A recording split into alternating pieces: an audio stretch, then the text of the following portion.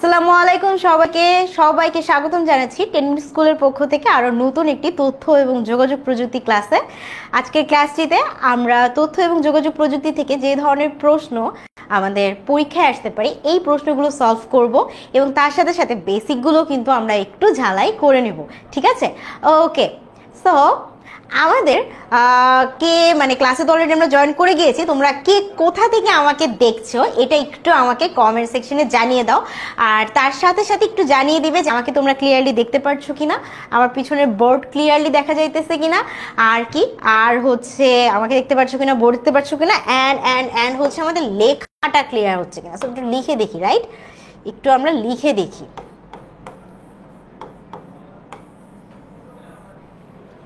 লেখা clear? So সব কিছু ক্লিয়ার হয়ে আছে কিনা এটা একটু বলে দিতে হবে। আচ্ছা, তানিম ইসলাম বলছে আপনি কে? আচ্ছা, আমি কে এটা আমরা একটু পরে যাচ্ছি, তোমরা আগে তোমরা একটু বলো, ঠিক আছে? আমি হচ্ছে এই ক্লাসটা আজকে নিব, আমি তো বলবো আমি কে, তোমরা আগে একটু বলো যে তোমরা আসলে কে কোথা থেকে দেখছো। যেমন আমাদের সাথে তৌহিদুল জয়েন করেছে, ও বলছো রাজশাহী থেকে আমাদের ক্লাসটি করছে।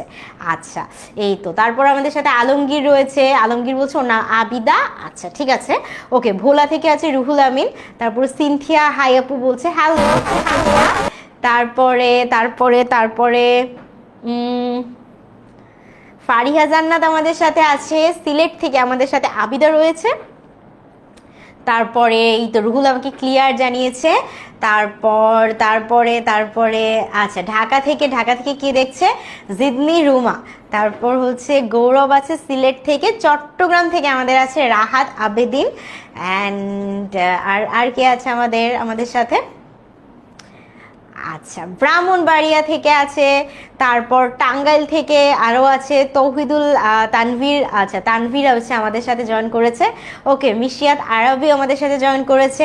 এই পাশে আমি বড়ুয়াকে দেখতে পাচ্ছি, ঐশী বড়ুয়া। তারপর হচ্ছে আমাদের সাথে আছে বার্থা, দেন হচ্ছে তাসনিম তাবাসসুম। তারপর এই তো all clear, thank you Saima, thank you. আচ্ছা, আর কে আছে আমাদের সাথে? কে আর কোথা থেকে জয়েন করছি আমরা এটা একটু বলে যাই। হ্যাঁ, সবাই একটু বলে যাই যে আমরা কে কোথা থেকে জয়েন করছি। আচ্ছা,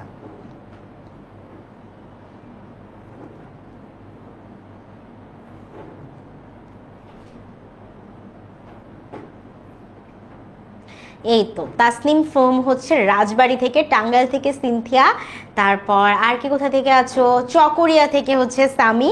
তারপর আর কে আছি আমরা? শাল্লা থেকে হচ্ছে সোমা সরকার। আর কে আছি? ওকে, আচ্ছা, অল ক্লিয়ার, রাইট? আচ্ছা, সো আমাদের সাথে অলরেডি তোমরা অনেকজন জয়েন করে গেছো। সো চলো আমরা দেরি না করে আমাদের ক্লাসটি শুরু করি, ঠিক আছে? সো আজকের ক্লাসে আমি আমার পরিচয় একটু দিয়ে নিই। আমার নাম হচ্ছে জারিন তাসনিম। সো আমাকে তোমরা জারিন আপু নামেই ডাকতে পারো, ঠিক আছে? জারিন আপু নামেই ডাকতে পারো। আমি ব্র্যাক ইউনিভার্সিটিতে আছি, সিএসসি ডিপার্টমেন্টে। গত 4 বছরের বেশি সময় ধরে আসলে তোমাদেরকে পড়াচ্ছি, টিচিংয়ের প্রফেশনটায় আছি। আর এই তো সিএসসিতে আছি, কম্পিউটার সায়েন্স অ্যান্ড ইঞ্জিনিয়ারিংয়ে। এবং দেখতেই পাচ্ছ আজকে আমরা কি পড়বো। আজকে আমরা পড়তেছি তথ্য এবং যোগাযোগ প্রযুক্তি, এবং এটার প্রথম অধ্যায় থেকে আসলে আমাদের কি ধরনের প্রশ্ন আসতে পারে এগুলোই আমরা পড়বো।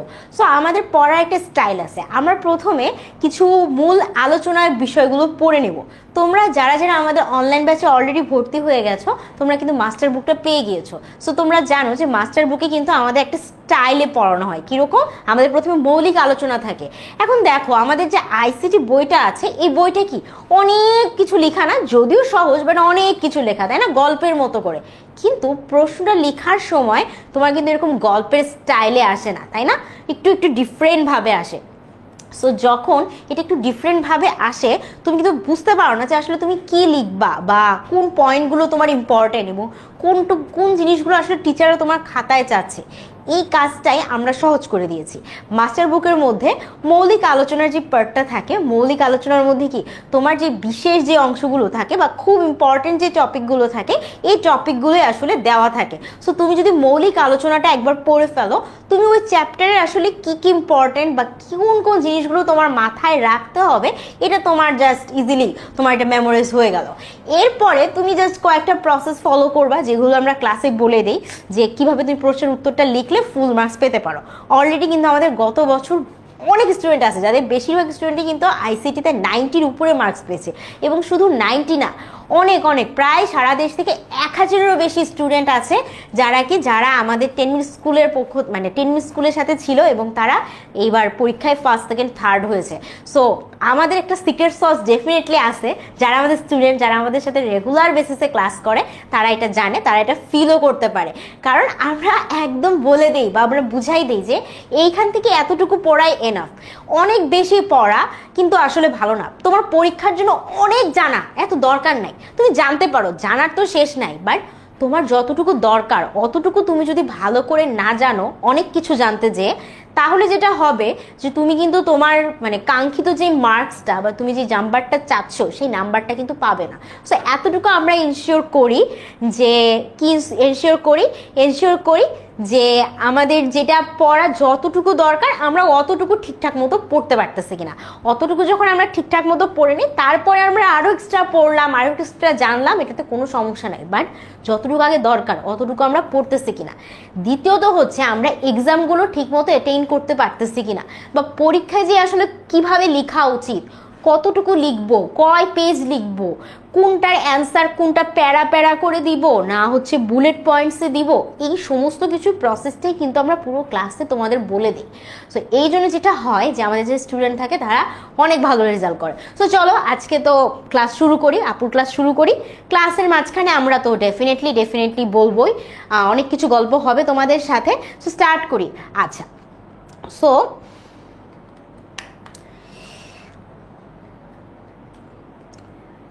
আমাদের সাথে তোমরা যারা যারা জয়েন করেছো তারা একটু আমাকে জানিয়ে দাও যে এখানে সমস্ত কিছু ঠিকঠাক মতো তোমরা দেখতে পাচ্ছ কিনা। আমি আরেকবার জিজ্ঞাসা করে নিচ্ছি, কারণ আমরা কিন্তু এরপর পড়ায় চলে যাব, এটা একটু ক্লিয়ার করো। আমি একটু সরে যাচ্ছি বোর্ড থেকে, তোমরা একটু দেখে আমাকে একটু জানাও যে সব কিছু ঠিকঠাক আছে কিনা, সব কিছু ঠিকঠাক আছে কিনা। লেখা তো দেখতে পাচ্ছ, রাইট?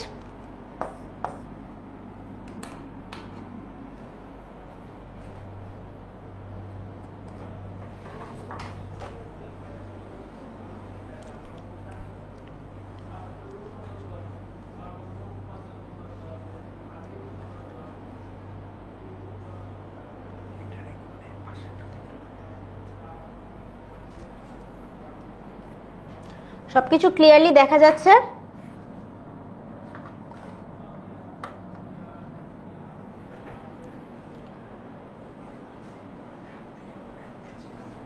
ওকে, তাহলে আমরা একটু পরেরটাতে চলে যাই। দেখো আমাদের আসলে ক্লাসগুলোতে যেটা করানো হয়, যেমন ধরো তথ্য প্রযুক্তির ক্লাস, আজকে তো তোমরা একটা ক্লাস করবা, একটা ক্লাসে তোমরা কি করতেছো, ক্লাস এখানে হচ্ছে একটা অধ্যায়ের উপরে একটা যে কোনো একটা জাস্ট হয়তো অল্প একটু আমরা পড়তেছি, কিন্তু আমাদের যেটা করা হয় অনলাইন ব্যাচে কিন্তু একটা চ্যাপ্টারের উপর অনেকগুলো ক্লাস থাকে। যেমন ধরো যে এই যে দেখো একদম পার্ট 1, পার্ট 2, পার্ট 4, পার্ট 5-এর জন্য, 6 জন্য, 7-এর জন্য কতগুলো ক্লাস, টোটাল এখানে 4টা ক্লাস দেওয়া আছে, তাই না? তার মানে একটা জিনিস তোমরা কি 4টা ক্লাসে আলাদাভাবে বুঝতেছো। সো সেই জিনিসটাই একটা ক্লাসে আসলে অতটা কভার হয়তো করা যাবে না, কিন্তু আমরা এটা চেষ্টা করি কি তোমাকে অনেকগুলো ক্লাসের মাধ্যমে ভেঙে ডিটেইলে পড়ানোর। সো তোমাদের যদি মনে হয় কোথাও যে আসলে এতে প্রবলেম থাকতেছে, এরপরেও প্রবলেম থাকতেছে, সেই ক্ষেত্রে কি হচ্ছে, সেই ক্ষেত্রে আমাদের কিন্তু কিউএনএ ক্লাস থাকে। কি ক্লাস থাকে? কিউএনএ ক্লাস থাকে। কিউএনএ ক্লাস বলতে বোঝাচ্ছে কোয়েশ্চেন অ্যান্ড অ্যান্সার। কি কিউএনএ ক্লাস? কি কোয়েশ্চেন অ্যান্ড অ্যান্সার। সো এই কিউএনএ ক্লাসটা কিন্তু জুমে হয়।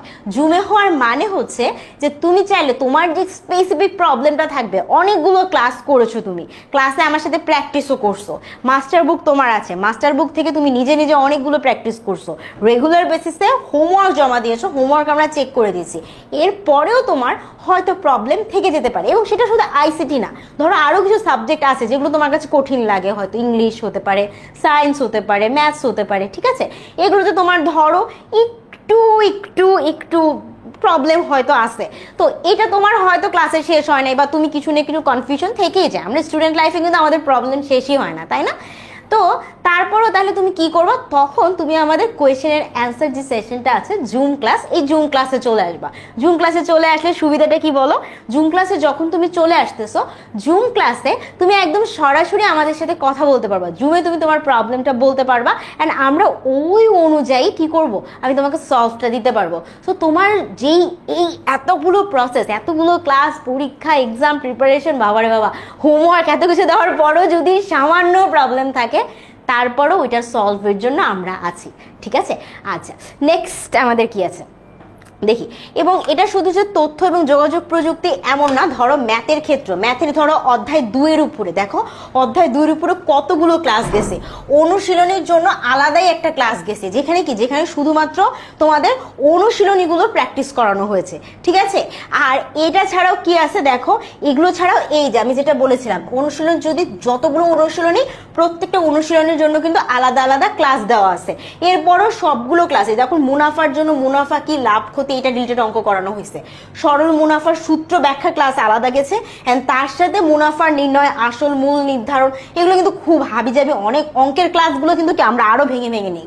এন্ড তারপর আরো কি, চক্রবৃদ্ধি, মূলধন, মুনাফার নির্ণয়, এগুলোর জন্য আলাদা একটা ক্লাস গেছে। সো দেখো অধ্যায় 2 এর জন্য আমরা কতগুলো ক্লাস পাচ্ছি, এন্ড এতগুলো ক্লাস শেষে লাস্টে তোমার একটা হচ্ছে কোয়েশ্চেন এন্ড অ্যান্সার সেশন থাকতেছে।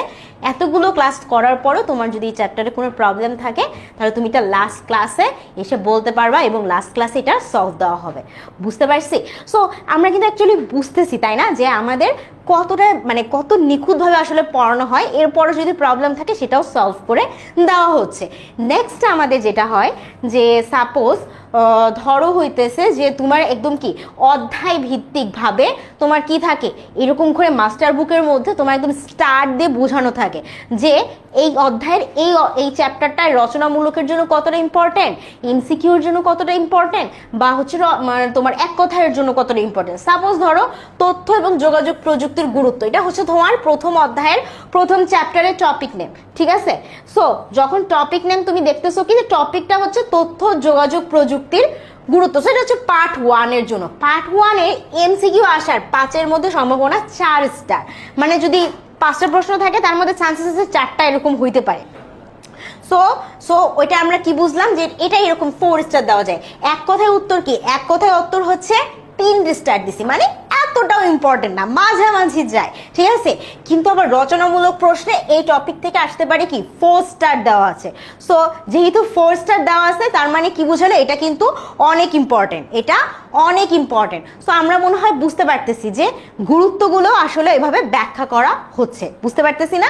সো এইভাবে কিন্তু তোমাদের মাস্টার বুকের মধ্যে প্রত্যেকটা টপিক ভেঙে ভেঙে, এটা কিন্তু একটা চ্যাপ্টার না, খেয়াল করিও, এটা কিন্তু কোনো চ্যাপ্টার না, এটা জাস্ট একটা টপিক। চ্যাপ্টার 1 এর মধ্যে এটা একটা কি, এটা জাস্ট একটা টপিক। সো চ্যাপ্টার 1 এর মধ্যে একটা টপিকের জন্য এটা কতটা গুরুত্বপূর্ণ, কোন কোন বিষয় গুরুত্বপূর্ণ, এই সমস্ত কিছুই আসলে তোমাকে বলে দেওয়া হচ্ছে। বুঝতে পারছো না? ওকে, সো এই যে আমরা এগুলো সবকিছু বুঝে গেলাম, এইভাবে কিন্তু আমাদের মাস্টার বুকে সবকিছু সাজানো থাকে। সো আলটিমেটলি তোমার কোনো সমস্যাই থাকবে না, ঠিক আছে। ইজি ইজি তুমি জাস্ট এটা দেখেও তুমি যদি মনে করো যে সব পড়বা না, কোনটা ইম্পর্টেন্ট, তুমি ওই শুধু ইম্পর্টেন্টগুলো রিভিশন দিয়ে গেলা পরীক্ষার আগে, এটাতেও কিন্তু বহুত ইজি হইতেছে। আচ্ছা ঠিক আছে, এরপর দেখি আমাদের কি আছে। এরপরে বহুত পড়াশোনা হইলো, এখন কি করব, এখন আমরা কি করব, এখন হচ্ছে আমরা এক্সাম দিব। সো এই যে দেখো আমাদের কিন্তু তারপরে এক্সাম চলে আসে। সো তুমি এখানে যে কি অ্যাপসে যে তুমি এক্সামও দিতে পারবা, ঠিক আছে। এখন ধরো তুমি কোনো একটা ফ্রি ক্লাস বা এরকম একটা ক্লাস তুমি মিস করে গেছো, তুমি চাইলে এটা আবার বুক করতে পারবা। অ্যান্ড তুমি আবার ক্লাসের পরে কি তোমাদের এই যে লেকচার স্লাইডটা তোমার কি ক্লাসের পরে তোমার অ্যাপসে চলে যাবে, অ্যান্ড তুমি এটা ডাউনলোডও করতে পারবা। বুঝতে পারছি? এইরকম ভাবে অনলাইন ব্যাচে আমাদের সকল ক্লাসেরই আসলে এক্সামও দেওয়া যায়, এবং কি করা যায়, এটার সাথে তুমি রেজাল্টও পেয়ে যাবা, স্লাইডও পেয়ে যাবা, সমস্ত কিছু দিয়ে দেওয়া থাকে। সো তুমি যদি কোনো একটা এক্সামে বা কোনো একটা ক্লাসের কোনো একটা টপিক তুমি বুঝতে পারো নাই, বা কোনো একটা কিছু তুমি মনে করছো যে মিস হয়ে গেছে বা তুলতে পারি না, কিছু একটা হয়েছে, আর তুমি ক্লাসটাই করতে পারো নাই, সেই ক্ষেত্রেও তুমি রেকর্ডেড দেখতে পারতেছো। তোমার কাছে ক্লাস স্লাইড থাকবে যে কি কি আজকে পড়াইছি, এটা থাকবে তোমার কাছে নোটসের মতো। অ্যান্ড এটার সাথেও কি থাকতেছে, তুমি এক্সাম দেওয়ার কিন্তু সুযোগ পাচ্ছ। ইভেন আজকের ক্লাসের পরেও তুমি এক্সাম দেওয়ার আসলে সুযোগ পাবে। সো এইভাবে তুমি একটা আসলে ট্রায়াল নিতে পারো যে আমাদের অনলাইন ব্যাচে আসলে কিভাবে এক্সাম দেওয়া হচ্ছে, এক্সাম দিলে কেমন লাগে, এটাও তুমি দেখে নিচ্ছ। অ্যান্ড আমাদের নেক্সট যেটা আছে সেটা হচ্ছে যে দেখো, এই যে দেখো এক্সাম শুরু করার প্রসেস হচ্ছে এইটা, 10টা প্রশ্ন 10 মিনিট এরকম করে সমস্ত কিছু দেওয়া থাকবে। এখানে এক্সামের নিয়মাবলীও লেখা থাকবে, সো তুমি চাইলে নিয়মাবলী পড়ে তারপর সুন্দর করে এক্সাম দিবা। 5 মার্কস দেওয়া আছে, কয়টা প্রশ্ন কত মার্ক, আর নির্ধারিত সময় তোমাকে টাইমিংও দেওয়া আছে, সমস্ত কিছু জাস্ট এখানে ক্লিক করলে কি তুমি এক্সামটা দিতে পারবা। এইরকমভাবে আমাদের সকল সাবজেক্টের উপরেই আসলে এক্সাম হয়। অ্যান্ড এটা প্রত্যেকটা ক্লাস শেষে আমাদের হোমওয়ার্কের থাকে, আর সপ্তাহের শেষে একটা করে হয় উইকলি এক্সাম। কি এক্সাম হয়?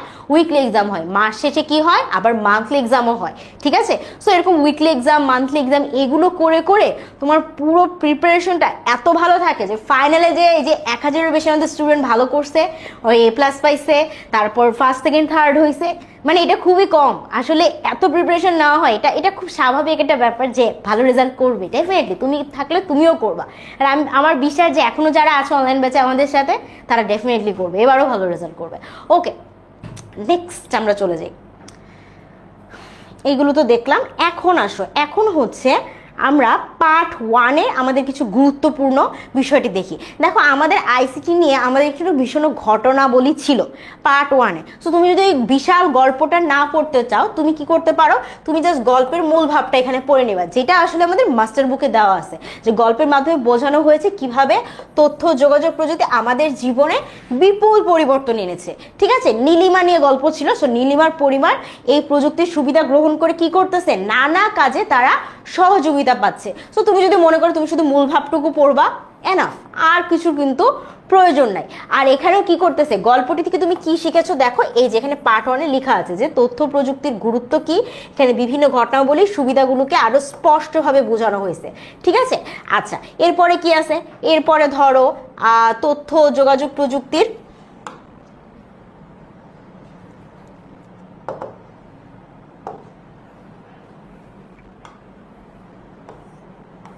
আমরা পার্ট 2 দেখি। পার্ট 2-তে কি দেওয়া আছে?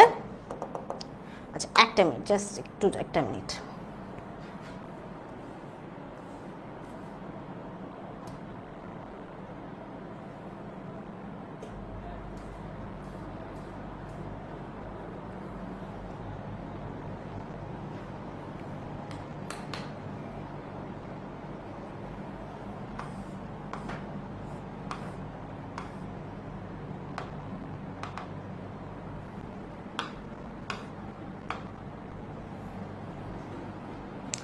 সো পার্ট 1 থেকে আমরা কি শিখলাম, আমরা কিন্তু গল্পের মূল ভাব দেখলাম। কিন্তু পার্ট 2-তে যখন যাচ্ছি তখন কি দেখতেছি, পার্ট 2-তে কিন্তু আমাদের আরো কিছু বিষয় নিয়ে কথা বলেছে। যেমন পার্ট 2-তে আমরা কি পড়েছিলাম, আমাদের মনে আছে? আমাদের পার্ট 2-এর মূল বিষয় কি ছিল? আমাদের যারা মাস্টার বুক আছে তাদের কাছে কিন্তু পুরাটাই দেওয়া আছে। পার্ট 2-এর মূল বিষয় কি ছিল? পার্ট 2-এর মূল বিষয় ছিল হচ্ছে আমাদের আইসিটিতে কর্মসংস্থানের যে গুরুত্ব, তাই না? কর্মসংস্থানের যে গুরুত্ব আছে সেই সম্পর্কে লেখা ছিল। সেম ওয়েতে আমাদের পার্ট 3-তে কি ছিল? পার্ট 3-তে আমাদের ছিল যে জব সাইট থেকে শুরু করে ঘরে বসে কাজ করার সুযোগ সুবিধা এবং অনেকভাবে। সো একটা মূল ভাব তো তোমাদেরকে দেখালাম যে এইভাবে মূলগুলো বিষয়গুলো আমাদের পড়ানো হয়ে থাকে। এরপরে আমরা আস্তে আস্তে আমরা টপিকগুলোতে যাই। তো এখন চলো আমরা একটা ছোট্ট এমসিকিউ করে ফেলি, তোমরা একটু ট্রাই করো, এরপরে আমি তোমাদেরকে এসে উত্তরটা বলে দিব যে দেখবো এটা কিভাবে হচ্ছে। ঠিক আছে, আমরা একটু ট্রাই করি এমসিকিউর উত্তরটা কি হতে পারে।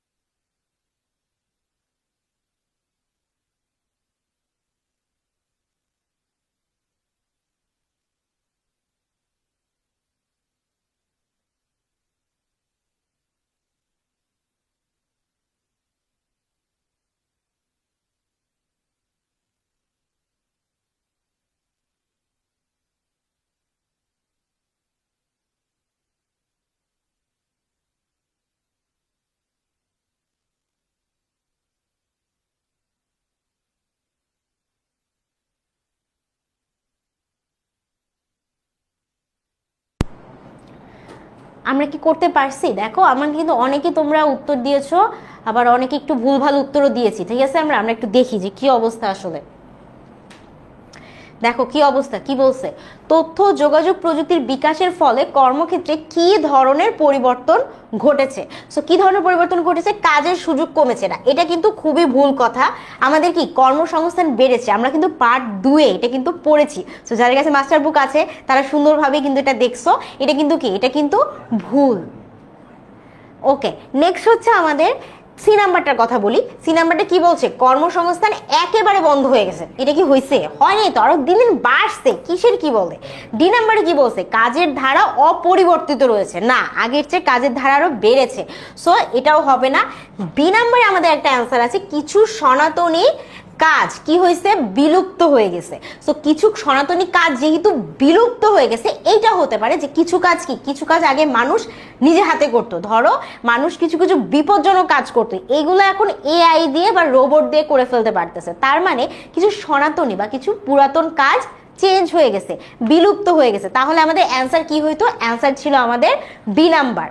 অ্যান্সার কি ছিল? অ্যান্সার ছিল আমাদের বি নাম্বার। আমরা কিন্তু এটা অনেকে ভুল করেছি। সো আমরা নেক্সট টাইম একটু বুঝে শুনে উত্তর দিই, ঠিক আছে? আরেকটা এমসিকিউ আমরা অ্যান্সার করি, দেখি এটা আসলে কে পারে, দেখি কি অবস্থা। এটা একটু আমরা ট্রাই করি তো, আমরা একটু এটা বলার চেষ্টা করি তো।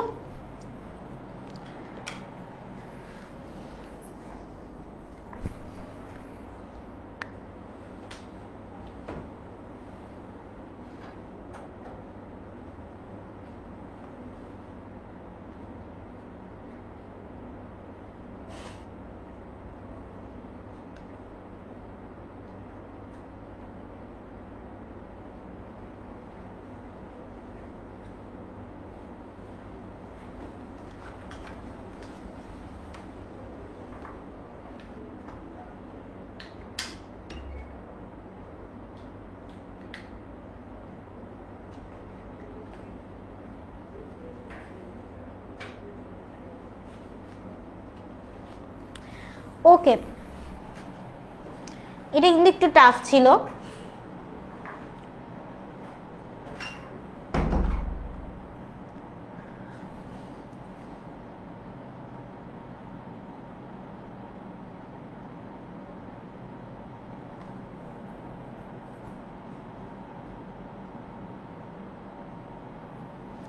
কি বলছে দেখো, বলছে কানেক্টিভিটি ইজ প্রোডাক্টিভিটি। এই উক্তিটি কার? অপশনে আছে ডক্টর ইউনুস, ডক্টর মোহাম্মদ কাইয়ুম, তারপর হচ্ছে ডক্টর ইকবাল কাদির এবং ডক্টর সাইফুল ইসলাম। এটা একদম বই থেকে দিয়েছে। তুমি যদি মাস্টার বুকটা পড়তা, মাস্টার বুকে জাস্ট একদম মেনশন করা আছে যে অ্যান্সার কোনটা হবে, ঠিক আছে? মাস্টার বুকে একদম মেনশনই করা আছে। সো আমি আর এটা বললামই না, এটা খুবই ইজি ছিল। তোমরা তাড়াতাড়ি ঝটপট ঝটপট কুইজটা দিয়ে ফেলো, ঝটপট উত্তরটা দিয়ে ফেলো, তাই না? বেশিরভাগ কিন্তু আমরা জানি কিন্তু অ্যান্সারটা কি হবে বলো তো? অ্যান্সারটা কি হওয়ার কথা ছিল বলো তো? Connectivity is productivity. এর মানে কি বোঝায়? কানেক্টিভিটি ইজ প্রোডাক্টিভিটি মানে বোঝাচ্ছে যে তোমার তখনই একটা প্রোডাক্টিভ কোনো কাজ হওয়া সম্ভব বা করা পসিবল যখন কি, যখন তুমি একটা সংযোগ থাকে। সাপোজ তুমি একটা জায়গায় চাল উৎপাদন করতেছো। সো চাল যে তুমি উৎপাদন করতেছো, তুমি কারো কাছে বিক্রি করবা।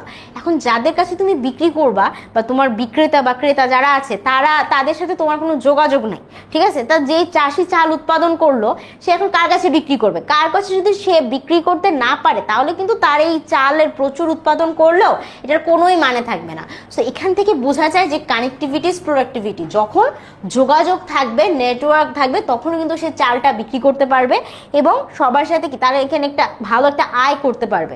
সো আলটিমেটলি আমরা কি বুঝলাম? Connectivity is productivity. এবং সব ক্ষেত্রেই কিন্তু এই যোগাযোগটা দরকার, উৎপাদনের ক্ষেত্রে হোক, অনেক লাভ করার ক্ষেত্রে হোক, আর যে কারণে হোক না কেন। তাহলে উত্তরটা আমাদের ছিল ডক্টর ইকবাল কাদির, যে আমাদের বলেছিল কানেক্টিভিটি ইজ দ্য প্রোডাক্টিভিটি। আমরা নেক্সট চলে যাই। নেক্সট আমরা ট্রাই করে দেখি।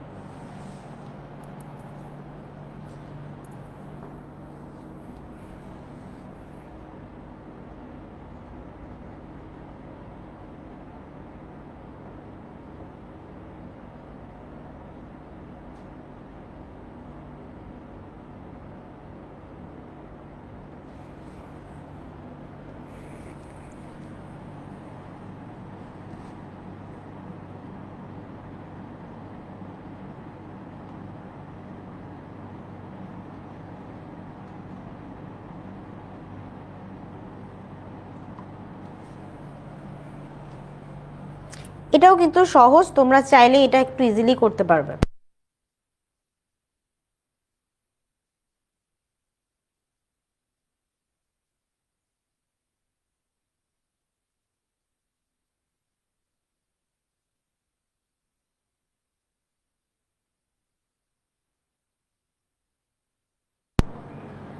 কি বলছিলাম আমরা, আউটসোর্সিং এর কাজ কোথায় পাওয়া যায়?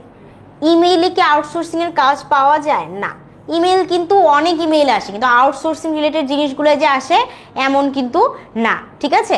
তাহলে এখানে ইমেইলে আউটসোর্সিং এর জিনিস পাই না আমরা। নেক্সট আমাদের কি আছে, সামাজিক যোগাযোগ মাধ্যম। অনেক কাজ পাওয়া যায়, কিন্তু আউটসোর্সিং রিলেটেড কাজ সামাজিক যোগাযোগ মাধ্যমে তো আমরা করি না। আমরা সামাজিক যোগাযোগ মাধ্যমে কি করি, ছবি দেই, পোস্ট করি, তাই না? এগুলো আমরা করি। একটু সাইডে যাবে, পোল দেখা যাচ্ছে না। তারপরে কি আসবে আমাদের আপওয়ার্ক, ফ্রিল্যান্সার, এগুলোতে কি পাওয়া যায়? এক্স্যাক্টলি, আপওয়ার্ক এবং ফ্রিল্যান্সার এইগুলোতে হচ্ছে আমাদের কি আসে, আমাদের এই যে আউটসোর্সিং এর কাজগুলো পাওয়া যায়। বুঝতে পারছি আমরা? ওকে, সো আমরা যদি এটা বুঝে থাকি তাহলে তো আমরা বুঝতেই পারলাম। নেক্সট আমাদের কি আছে দেখি। নেক্সটে আমরা আরেকটা এমসিকিউ করি। এটার অ্যান্সার করতো তোমরা, একটু ট্রাই করিতে সবাই।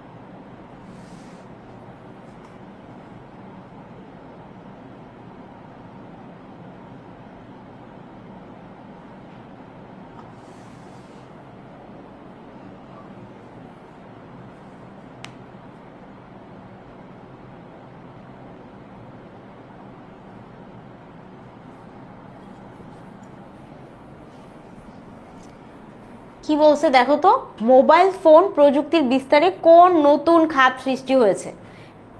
কোন প্রযুক্তি?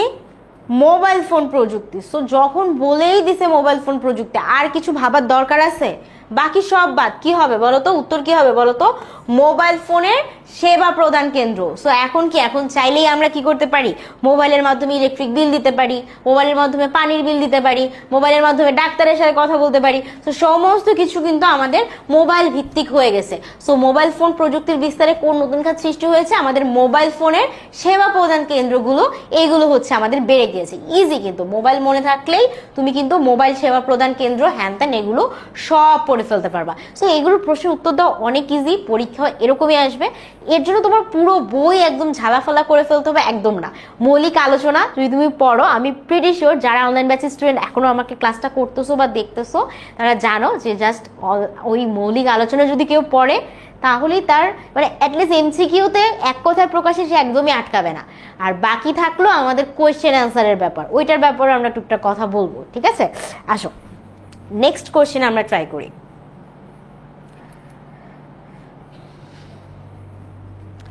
নেক্সট কোয়েশ্চেন আমাদের কি আছে, সবাই এটা একটু অ্যান্সার দিই।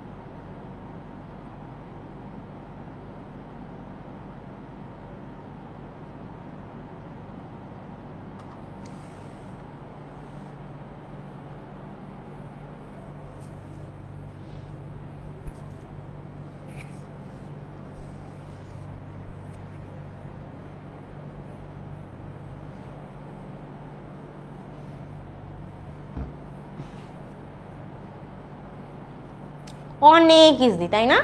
ইন্টারনেট এবং তথ্য প্রযুক্তির মাধ্যমে ঘরে বসে কাজ করার সুবিধা কোনটি? মিটিং করতে হয়, আচ্ছা এটার সাথে কিন্তু ঘরে বসে মিটিং এর সাথে কোনো সম্পর্ক নেই, ঘরেও করতে পারো বাইরেও করতে পারো, যেখানে খুশি সেখানে করতে পারো। কাজের সময় নির্ধারিত থাকে? না, আমরা কি যখন ঘরে বসে করতেছি তখন কাজের সময় আসলে ঘরে বসেও নির্ধারিত থাকতে পারে? মানে সকালে তোমাকে যদি 9টায় বলে কাজটা করতে, তুমি 9টায় বাসায় বসে হলেও করতে হবে, অফিসে গেলেও তোমাকে 9টায় কাজটা করতে হবে। সো এইটা কিন্তু আসলে খুব একটা তোমাকে সুবিধা দিচ্ছে না। আচ্ছা, শুধুমাত্র অফিসে বসে কাজ করা যায় এটা তো হয়ই না। এক থাকে আমাদের সি নাম্বার, নিজের পছন্দ মতো সময় কাজ করা যায়। কারণ তোমাকে যেহেতু একটা টাইম বেঁধে দিবে যে 9টার মধ্যে তুমি কাজটা দিবে, তুমি চাইলে যে কোনো সময় যখন খুশি যেমনে খুশি বসে কাজটা করতে পারো। সো এইটা হচ্ছে আমাদের একটা সুবিধা। ওকে, সো আমরা আসলে আমাদের ক্লাস 1 থেকে মোটামুটি এমসিকিউস পড়লাম।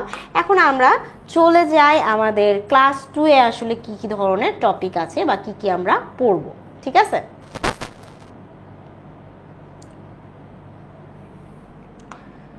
কি কি আমরা আসলে পড়বো। সো পার্ট 3-তে মূলত আমাদের যেটা পড়ানো হয়েছে, পার্ট 3-তে আমাদের কি ছিল, একটা আমাদের মুক্তিযুদ্ধের গল্প ছিল, এবং গল্পের সাথে সাথে আমাদের কি ছিল, এবং সামাজিক নেটওয়ার্কের যে আমাদের গুরুত্বটা এটা ছিল। আমরা প্রথমে পার্ট 3-তে কি পড়েছিলাম, পার্ট 3-র কথা যদি আমি লিখি, পার্ট 3-তে আমরা কি পড়েছিলাম, একটা মুক্তিযুদ্ধর গল্প পড়েছিলাম, তাই না? মুক্তিযুদ্ধের একটা আমরা গল্প পড়েছিলাম। মুক্তিযুদ্ধের গল্পে কি হয়েছিল বলতো, কি হয়েছিল বলতো, কি হয়েছিল মনে আছে? কারোর মনে আছে? পার্ট 3 কি আমরা কেউ পড়েছি? মুক্তিযুদ্ধের গল্পে আমাদের দেখানো হয়েছিল যে চট্টগ্রামের একটা নেভাল একটা এরিয়া কি করা হয়েছে, একদম উড়িয়ে দেওয়া হয়েছে। সো এইটা একটা বিষয় ছিল। আর কি বিষয় ছিল এই মুক্তিযুদ্ধের এই বিষয়টা ছাড়া? আরো কি বলছিল যে আমাদের সামাজিক মাধ্যমের যে গুরুত্বটা, সামাজিক মাধ্যমের যেই গুরুত্বটা আছে। কারণ দেখো, সামাজিক মাধ্যমের মাধ্যমে আজকে কিন্তু আমরা সবাইকে একজন আরেকজনের সাথে কানেক্টেড। এবং মুক্তিযুদ্ধের সময়কার যে বিষয়গুলো দেখানো হয়েছে, মুক্তিযুদ্ধের সময় কি সময় যে গল্পটা তোমাদেরকে মূলত বলা হয়েছে, গল্পটাতে কি ছিল, যে সবাই মিলে একটা সময় আক্রমণ করেছিল চট্টগ্রামের জেটি ঘাটিতে, যেখানে কি পাকিস্তানি সৈন্যদের একদম বিস্ফোরণ, বিশাল একটা বিস্ফোরণের মাধ্যমে সবাইকে উড়িয়ে দেওয়া হয়েছিল। সো মুক্তিযুদ্ধের সময়কার ঘটনাটাই কিন্তু বলা হয়েছে, এবং সেইখানে তারা সংকেত হিসেবে কি ব্যবহার করেছিল, একটা গান, তাই না? কিন্তু আমাদের সামাজিক যোগাযোগ মাধ্যম কি, আজকে আমরা চাইলে কি একজন একজনের সাথে খুব সহজে কানেক্টেড হয়ে যেতে পারতেছি। সো তখনকার জন্য এই বিষয়টা খুব টাফ ছিল, কারণ রেডিও ছাড়া একজন আরেকজনের সাথে বা কারোর কাছে কোনো নিউজ পৌঁছানো কিন্তু এত সহজ ছিল না। সো আমাদের পার্ট 3 কিন্তু মূল বিষয় এগুলোই ছিল। এখন এই বিষয়গুলো থেকে তোমাদের কোয়েশ্চেন আসলে কিরকম আসতে পারে এটা আমরা একটু দেখি।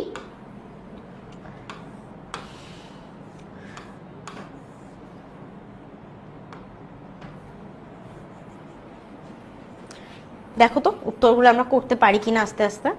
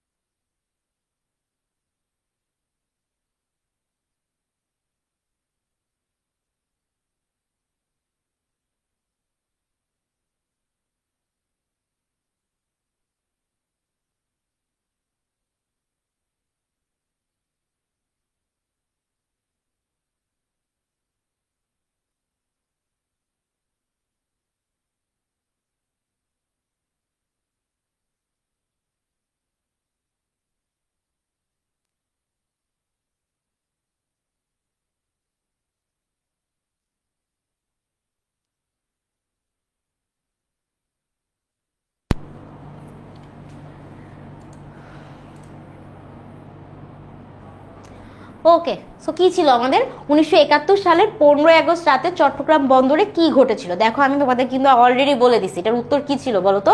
সি নাম্বার, যে চট্টগ্রাম বন্দরে বড় একটা বিস্ফোরণ ঘটেছিল, তাই না? তোমরা কিন্তু বেশিরভাগই সঠিক অ্যান্সারই আমাকে দিয়েছো।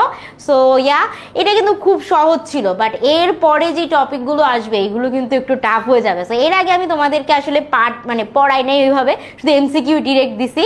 সো এখন তোমরা যেটা করবো, এখন কিন্তু আমরা পড়াশোনায় ব্যাক যাবো। সো এখন আমরা একটু একটু করে পড়বো, তারপর আমরা অ্যান্সার করতে আসবো। এখন দেখি তোমরা আসলে কিভাবে করতে পারো কিনা, ঠিক আছে? আচ্ছা, কে জানি এটা আমি দেখি অনেক গল্প চলতেছে আমাদের কমেন্ট সেকশন, একটু গল্প আমি একটু শুনি কি কি গল্প চলতেছে।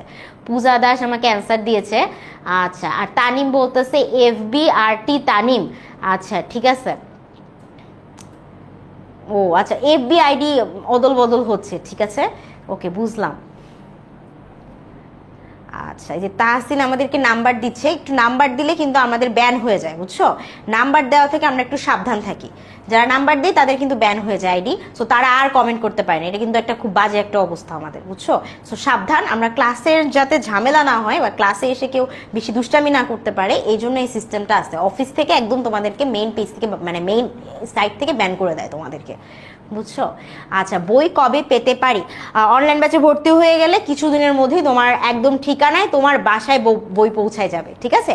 একদম তোমাদের বাসায় বই পৌঁছায় যাবে। ওকে, আচ্ছা আচ্ছা ঠিক আছে, নেক্সট কি? ও থ্যাংক ইউ তাহিয়া। আচ্ছা, আমার নাম কি? আচ্ছা, আমার নাম আরেকবার বলে দিই, আমার নাম হচ্ছে জারিন তাসনিম। আমার নাম হচ্ছে কি? জারিন তাসনিম। এই যে নুহা তোমার নাম নিয়েছি, নুহা বলছে যে আমার নাম না নিলে কথা নাই। কিন্তু এখন কিন্তু আমাদের খুব টাফ টপিক আসতেছে, তাই একটু তোমাদের গল্প করে নিতেছি, একটু মাইন্ডটা ফ্রেশ হোক, তারপর আমরা স্টার্ট করতেছি, ঠিক আছে? আচ্ছা ঠিক আছে, ওকে চলো স্টার্ট করি যাই আমরা। আচ্ছা, এই যে টাফ টপিক টাফ জায়গায় আমরা শিখবো। ওকে,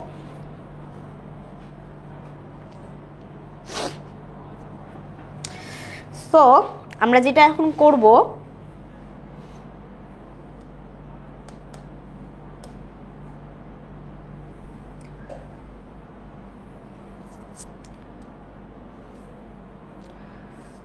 আমরা এমসিকিউর অ্যান্সার দিচ্ছিলাম, এখন আসো একটু টপিকটা পড়ে নেই। বাইজন,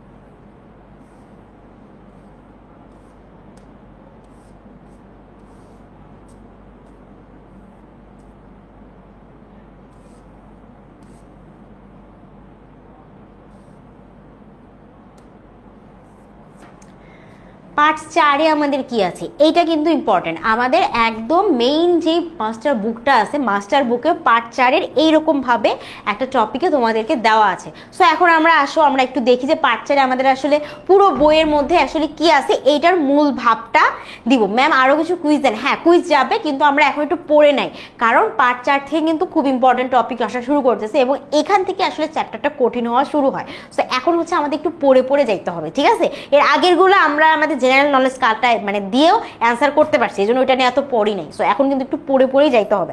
তো দেখো কি লেখা আছে, লেখা আছে যে আজকের বিশ্বে তথ্য এবং যোগাযোগ প্রযুক্তির ব্যবসার ক্ষেত্রে একটি গুরুত্বপূর্ণ ভূমিকা রাখছে। তার মানে কি, ব্যবসা বাণিজ্যের ক্ষেত্রে প্রযুক্তি কিন্তু অনেক আগায় গেছে। কি করতেছে, ব্যবসা বাণিজ্যে আমূল পরিবর্তন এনেছে, কাজকে কি করে দিচ্ছে, সহজ এবং দক্ষ করেছে। কম খরচ এবং কম সময়ে পণ্য উৎপাদন এবং সেবা উৎপাদন করা হচ্ছে, এবং তার ফলে কি হচ্ছে, তোমাকে একটা সহজ এক্সাম্পল দেয়। দেখো আগে ব্যবসা বাণিজ্য কিভাবে হইতো, জাহাজে করে মাল নিয়ে যাইতো, তারপর সেখানে বসে একটা বাজারের মধ্যে কেনাকাটা হইতো, লোকজন আসতো, সেখান থেকে কেনাকাটা করতো, তারপর তারা বাসায় নিয়ে যাইতে পারতো, বিক্রেতারা টাকা পাইতো। কিন্তু এখন প্রসেসটা কত ইজি হয়ে গেছে, তাই না? এখন জাস্ট সামাজিক যোগাযোগ মাধ্যমের মধ্যে তারা জাস্ট যে দেখাচ্ছে যে দেখো এই যে জামাটার দাম এত, স্ক্রিনশট নিচ্ছে অ্যান্ড পাঠাই দিচ্ছে। তারপর কি, তারপর তোমার ঠিকানায় যেভাবে আমরা মাস্টার বুক পৌঁছাবো ঠিক সেইভাবে তোমার কাছে একদম তোমার বাসায় পণ্যটি পৌঁছায় যাচ্ছে। সমস্ত কিছু কিন্তু খুব ইজি। তোমার কোথাও কোনো শপিং মলে যাইতেও হইতেছে না, ভিড় ভাট্টা করে দামাদামি করতেও হচ্ছে না, মানে সব কিছু অনেক ইজি হয়ে গেছে। এই ইজিটা কেন হয়েছে বলো তো? এই ইজি হয়েছে তথ্য এবং যোগাযোগ প্রযুক্তি, আইসিটির ক্ষেত্রে, মানে আইসিটি ব্যবহার করার ক্ষেত্রে।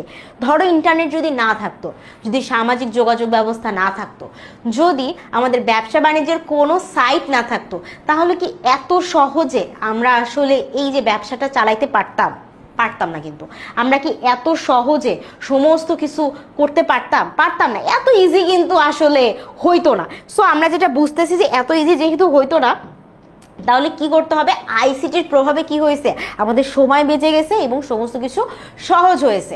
এখন বলছে দেখো আরো এর সাথে কি হয়েছে, যে খরচ তো কমেই যাচ্ছে, উৎপাদন ক্ষমতা কি আরো বৃদ্ধি পাচ্ছে। কারণ এখন কি, এখন ধরো গাড়ি আগে কিভাবে বানানো হইতো, যতগুলো মেশিনারিজ তৈরি হয়েছে, আগের মানুষ কি কাঠের চাকা দিয়ে গাড়ি চালাইতো, তাই না? কাঠের গাড়ি ছিল।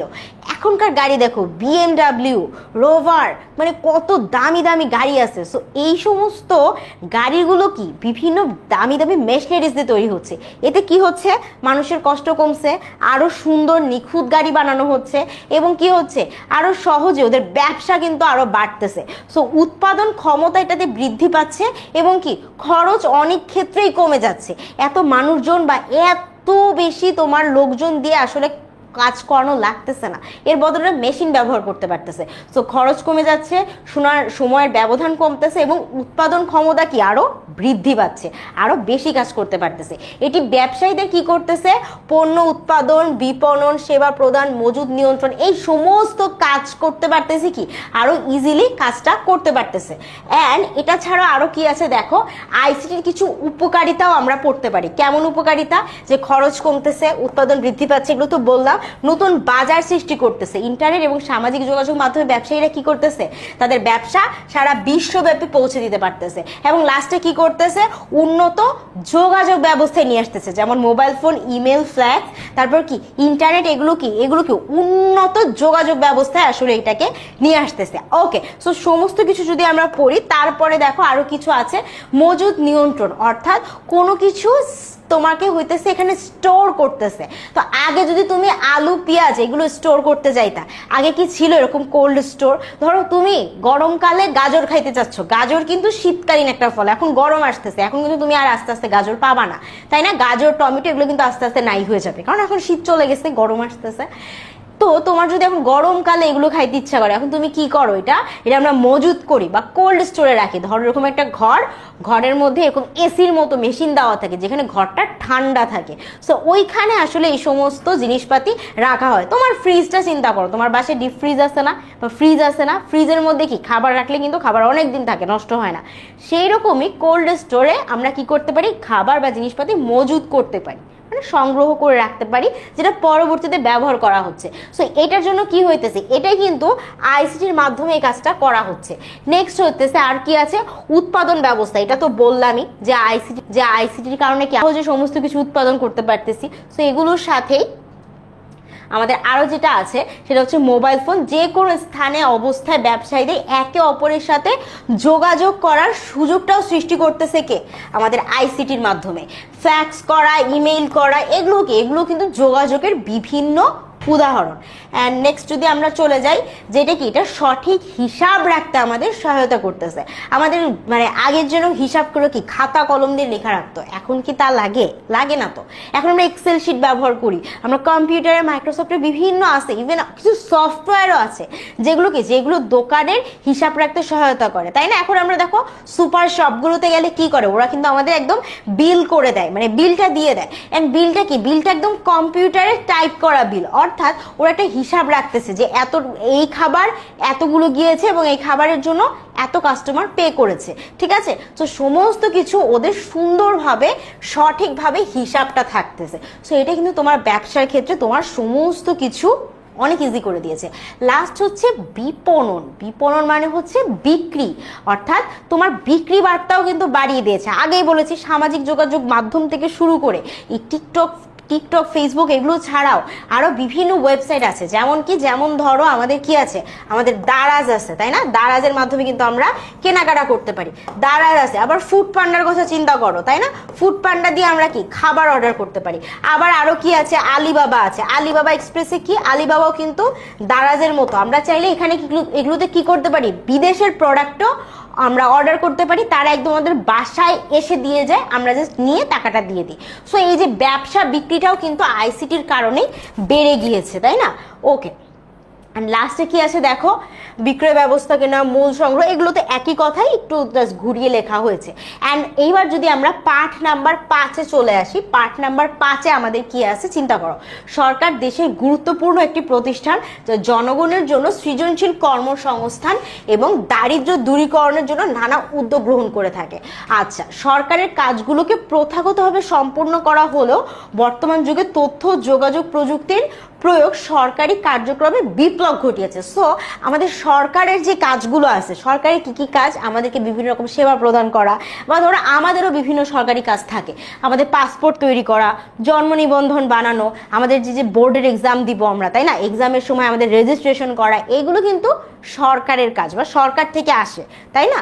সো এই যে সরকার থেকে যে কাজগুলো হচ্ছে, এগুলো কিন্তু আইসিটির কারণে অনেক বেড়ে গেছে। এখন চিন্তা করো, আগে যদি ভাই তুমি হচ্ছে কারেন্টের বিল দিতে যাইতা, কারেন্টের বিল দিতে চাইলে তুমি কি করতা, তুমি ব্যাংকে যাইতা, লাইনে দাঁড়াইতা, ওইখানে একজন ব্যক্তি থাকতো, সে বসে বসে তোমার কারেন্টের বিল নিত, তোমাকে বিল দিত, মানে এটা একটা বিশাল লং একটা প্রসেস হয়ে যেত। এখন দেখো কি হয়েছে, এখন মানুষ বাসায় বসে মোবাইল ফোনে কারেন্ট বিল দিয়ে দিচ্ছে, একদম কোথাও কোনো অফিসে যাওয়া লাগতেছে না, জ্যাম হচ্ছে না, লাইট ফ্যান খরচ করে একটা অফিস বানায় রাখা লাগতেছে না। তো সব কিছু অনেক।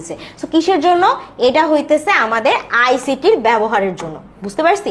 আচ্ছা, নেক্সট আমরা চলে যাই। নেক্সট হচ্ছে আমাদের সরকারি তথ্য প্রকাশ। প্রথমে সরকারি তথ্য সাধারণ দপ্তর কি নোটিশ বোর্ডের মাধ্যমে প্রকাশ করা হতো। এখন কিসে হয় বলতো? বর্তমানে ওয়েবসাইটের মাধ্যমে হয়। আমাদের সরকারি ওয়েবসাইট আছে না, আমাদের সরকারি ওয়েবসাইট বা পোর্টাল আছে না, এগুলোর মাধ্যমে কি আমরা সহজে সরকারি তথ্যগুলো কি প্রকাশ করতে পারতেছি। এই যে দেখো, ওয়েবসাইট পোর্টালের ঠিকানাটাও কিন্তু দেওয়া আছে, www.bangladesh.government.bd। ওকে, আর নেক্সট হচ্ছে আইনি নীতিমালা প্রণয়ন। এখন দেখো ডিজিটাল আইনও কিন্তু চলে আসছে।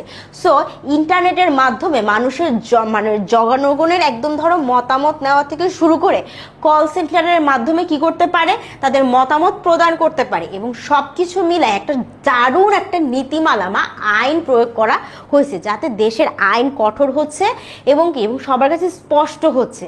সো কোন একটা সময় হয়তো আসবে যখন আমরা জানতে পারবো যে অমুক লোকটা কি দোষ করেছে এবং তার জন্য তার কি শাস্তি হচ্ছে। এইভাবেই কিন্তু দিনগুলো, এই জিনিসগুলো আগায় যাচ্ছে। সো আমরা বুঝতে পারতেছি যে আইনি নীতিমালা প্রণয়ন এবং সংশোধনের ক্ষেত্রেও কি হচ্ছে, আইসিটি কিন্তু চমৎকার একটি অবদান রয়েছে। অ্যান্ড নেক্সট হচ্ছে আমাদের বিশেষ দিবস বা ঘটনা সম্পর্কে প্রকাশ। এইগুলো কিন্তু আমাদের বিভিন্ন বার্তা পৌঁছায় দেয় সরকার আমাদের কি করে দেখবে, আমাদের মেসেজে আসে না, যেমন কালকে ছিল মাতৃভাষা দিবস, আমাদের অনেকেই কিন্তু মেসেজে আসছে যে আন্তর্জাতিক মাতৃভাষা দিবসের শুভেচ্ছা। তারপর কি সরকারি ওয়েবসাইটগুলো থেকেও কি শুভেচ্ছা জানানো হয়েছে, এবং যারা আমাদের শহীদ ছিল তাদের জন্য আমরা কি শোক প্রকাশ করেছি। তো সমস্ত কিছুই কিন্তু এখন আইসিটির কারণে ইজি হয়ে গেছে, তাই না? আচ্ছা, এরপরে আমরা কিছু ইম্পর্টেন্ট পার্টস বা ইম্পর্টেন্ট কিছু টার্মস শিখবো। এই টার্মসগুলো সবাই একটু মনে রাখতে হবে। ই পর্চা কি? ই পর্চা হইতেছে জমির রেকর্ড অনলাইন পাওয়া যাচ্ছে, যার মাধ্যমে তথ্য সংগ্রহ সেবা প্রক্রিয়া করা সহজ হয়ে গেছে। সো ই পর্চা কিসের সাথে রিলেটেড? ই পর্চা কিসের সাথে রিলেটেড মনে রাখবা, ই পর্চা সবসময় জমি জমা সংক্রান্ত কাগজপাতি বা জমি জমা সংক্রান্ত আইন, এই জমি টমি এগুলো থাকতেছে ই পর্চার সাথে। ই বুক কিসের সাথে? অনলাইনে যে বুক দেওয়া হয় সেটাকে আমরা বলতেছি ই বুক। নেক্সট হচ্ছে ইপুর্জি কি? চিনিকল বা কৃষকদের ইক্ষু সরবরাহ অনুমতি পত্রী, বা কিভাবে তারা আসলে ইক্ষু বলতে বোঝায় আখ, আমরা আখ খাই না অনেকে, সো কি এই আখগুলা কিভাবে খাবো বা এই আখগুলা আমাদের কৃষকরা কিভাবে সরবরাহ করবে, এটা হচ্ছে আমাদের ইপুর্জি। সো ইপুর্জি কি? ইপুর্জি হচ্ছে আমাদের আখের সাথে রিলেটেড। ই পর্চা জমি জমা, ইবুক হচ্ছে আমাদের বই, অ্যান্ড আকি ইপুজি অর্থাৎ চিনিকল বা চিনিতে কিভাবে তারা সরবরাহ করবে এটার রিলেটেড যে আইনগুলো বা অনুমতি পত্রগুলো আছে এগুলোকে আমরা বলছি ইপুজি। বুক কাকে বলছি?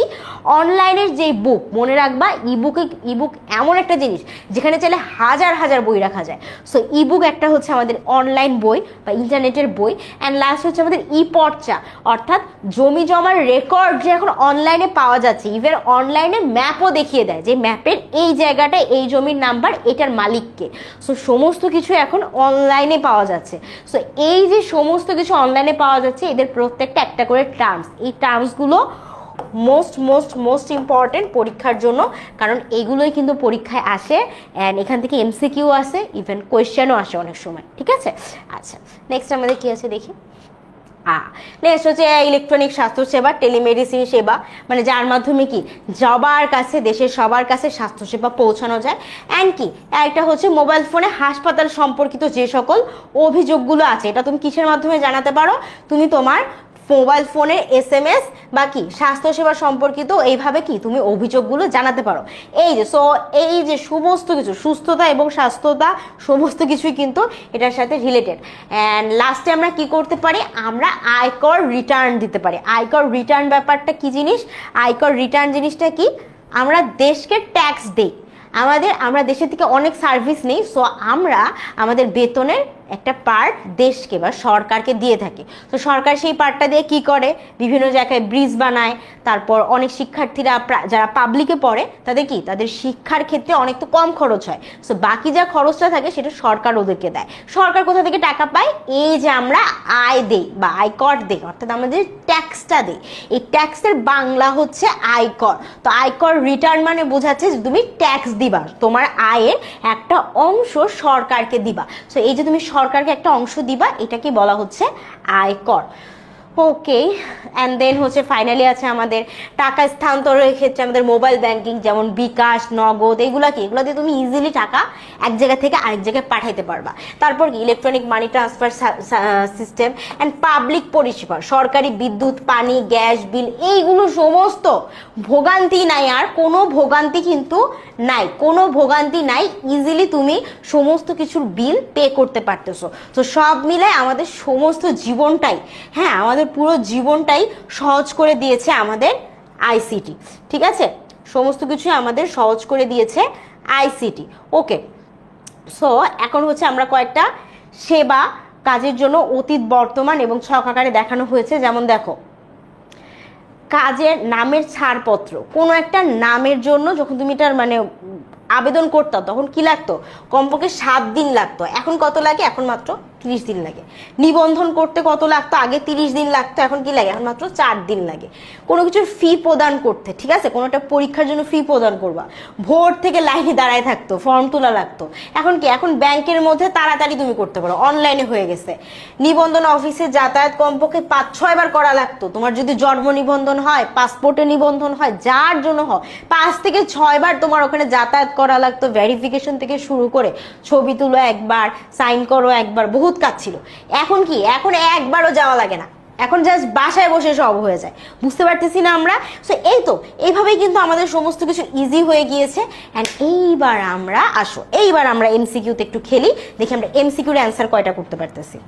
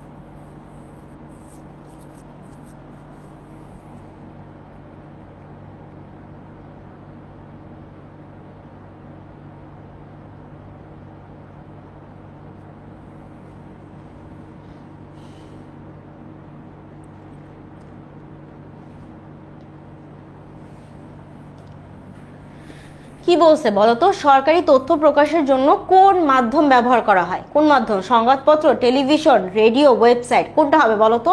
ওয়েবসাইট হবে না? আমরা কিন্তু একটু আগেই পড়ে আসছি। সো তোমার পুরো বই পড়া দরকার নাই, তুমি জাস্ট যদি এই যে যেমন দেখাইলাম একটু মূল ভাব পড়বা। আমার কতক্ষণ লাগছে, আমি সব মিলে মনে হয় 10 মিনিটও তোমাদেরকে পড়াই নাই, 10 মিনিট জাস্ট রিডিং পড়ে গেছে, তোমাদেরকে একটু বুঝাইছি, বুঝাইতে একটু 5-7 মিনিট সাথে লাগছে। সো ওইটার মধ্যে তুমি জাস্ট কয়েক মিনিট যদি পড়ো, ডান, এইভাবে অ্যান্সার হয়ে যাবে, একদম এইভাবে। দেখো আমাদের 1000-এরও বেশি স্টুডেন্ট যারা ফার্স্ট হয়েছে, সেকেন্ড হয়েছে, থার্ড হয়েছে, ওদের কিভাবে হয়েছে তোমার কি মনে হয়? ওরা সবাই খুব সারা বছর একদম বই পড়ে তামা তামা করে ফেলছে না, এইরকম কিছু না। ওদেরকে আমরা যে ট্রিক্স বলছি যে দেখো এভাবে তুমি সহজে সহজে পড়তে পারবা, এখান থেকে পড়ো, এখানে এটাই ইম্পর্টেন্ট, এই কয়টা জিনিস জানো, এই কয়টা জিনিস জানলেই হবে। সো ওরা ওইভাবেই পড়ছে অ্যান্ড ওইভাবেই দিছে অ্যান্ড 100-100 একদম উত্তর। বহুত স্টুডেন্ট, আমাদের বেশিরভাগ স্টুডেন্ট 90-র উপরে মার্ক আইসিটিতে এত ভালো করছে। এটা একটাই রিজন, সব পড়তে যায় নাই, যতটুকু ইম্পর্টেন্ট ওইটুকু আগে ভালো করে পড়ছে, তারপর বাকিটা। সি ওকে, নেক্সট আমরা একটা ট্রাই করে দেখি।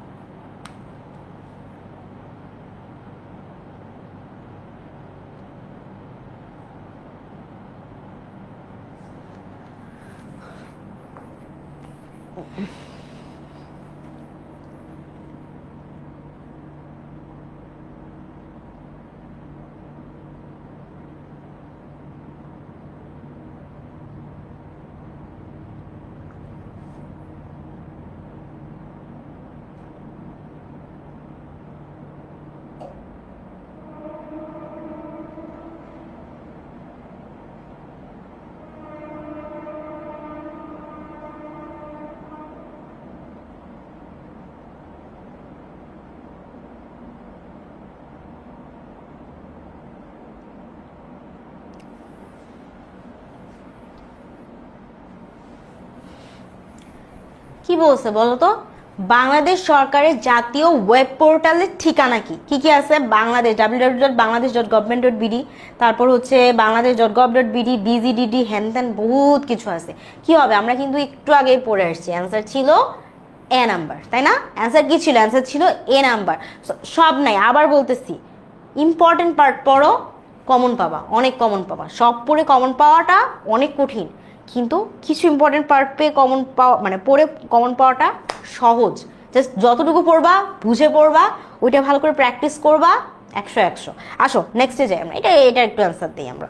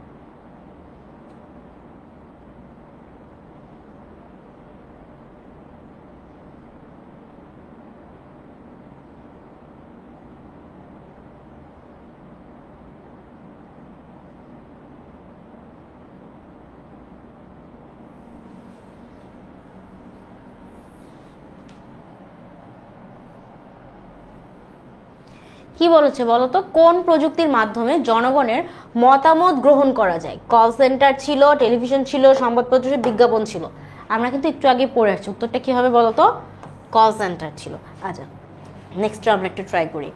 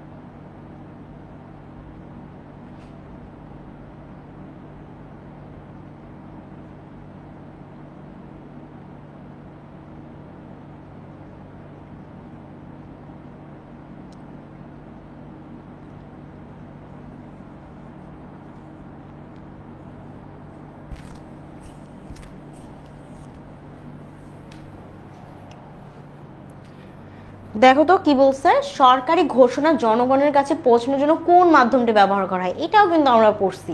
ইমেল ছিল উত্তরে, মোবাইল ফোন ছিল, সংবাদপত্র ছিল, টেলিভিশন ছিল। দেখো সবগুলো মাধ্যম দিয়ে আসলে পৌঁছানো সম্ভব, তবে সবচেয়ে বেশি পৌঁছানো যায় আসলে মোবাইল ফোনের মাধ্যমে। কেন? কারণ মোবাইল ফোন দিয়ে ইজিলি তার কাছে টুস করে চলে যায়। মোবাইল ফোনের যেহেতু সবার কাছে, সরকারের কাছে সবার নাম্বার আছে, তো সরকার একদম ধরে ধরে সবাইকে পাঠাতে পারে। টেলিভিশন, সংবাদপত্র এগুলোতে না দেওয়ার রিজন বা এগুলোতে সবার কাছে পৌঁছানোটা কঠিন কেন জানো? কারণ সবাই সব সংবাদপত্র দেখে না বা পড়ে না, আবার সবাই সব টিভি চ্যানেল যে দেখতেছে এমন না, অনেকের তো বাসায় মানে অনেক টিভিও এখন চালায় না। তো সেই ক্ষেত্রে সবচেয়ে ইজি হচ্ছে মোবাইল ফোন, এই জন্য এটার উত্তর কিন্তু ছিল মোবাইল ফোন। আচ্ছা, আমরা এই টপিকের লাস্ট এমসিকিউটা জাস্ট দেখবো, লাস্ট এমসিকিউটা একটু দেখি নিই।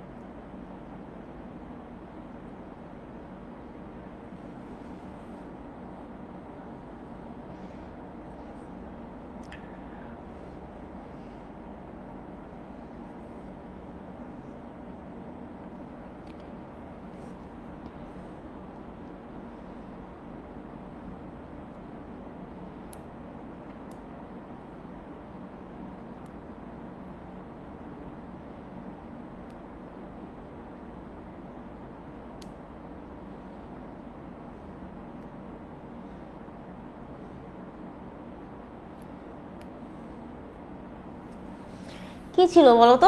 ই পর্চা কি সুবিধা প্রদান করে? আমি কিন্তু আগেই বলেছিলাম ই পর্চা, ই পুরজি এগুলো সমস্ত কিছু তোমার ভালো করে মনে রাখতে হবে, তাই না? ই বুক যে কয়টা ছিল সেই কয়টা ভালোভাবে তোমার মাথায় রাখতে হবে যে কোনটা কি। সো ই পর্চা কি ছিল? ই পর্চা কিন্তু আমাদের কি করে, জমি জমার রেকর্ড সংগ্রহ করে। এগুলো ছিল উত্তর।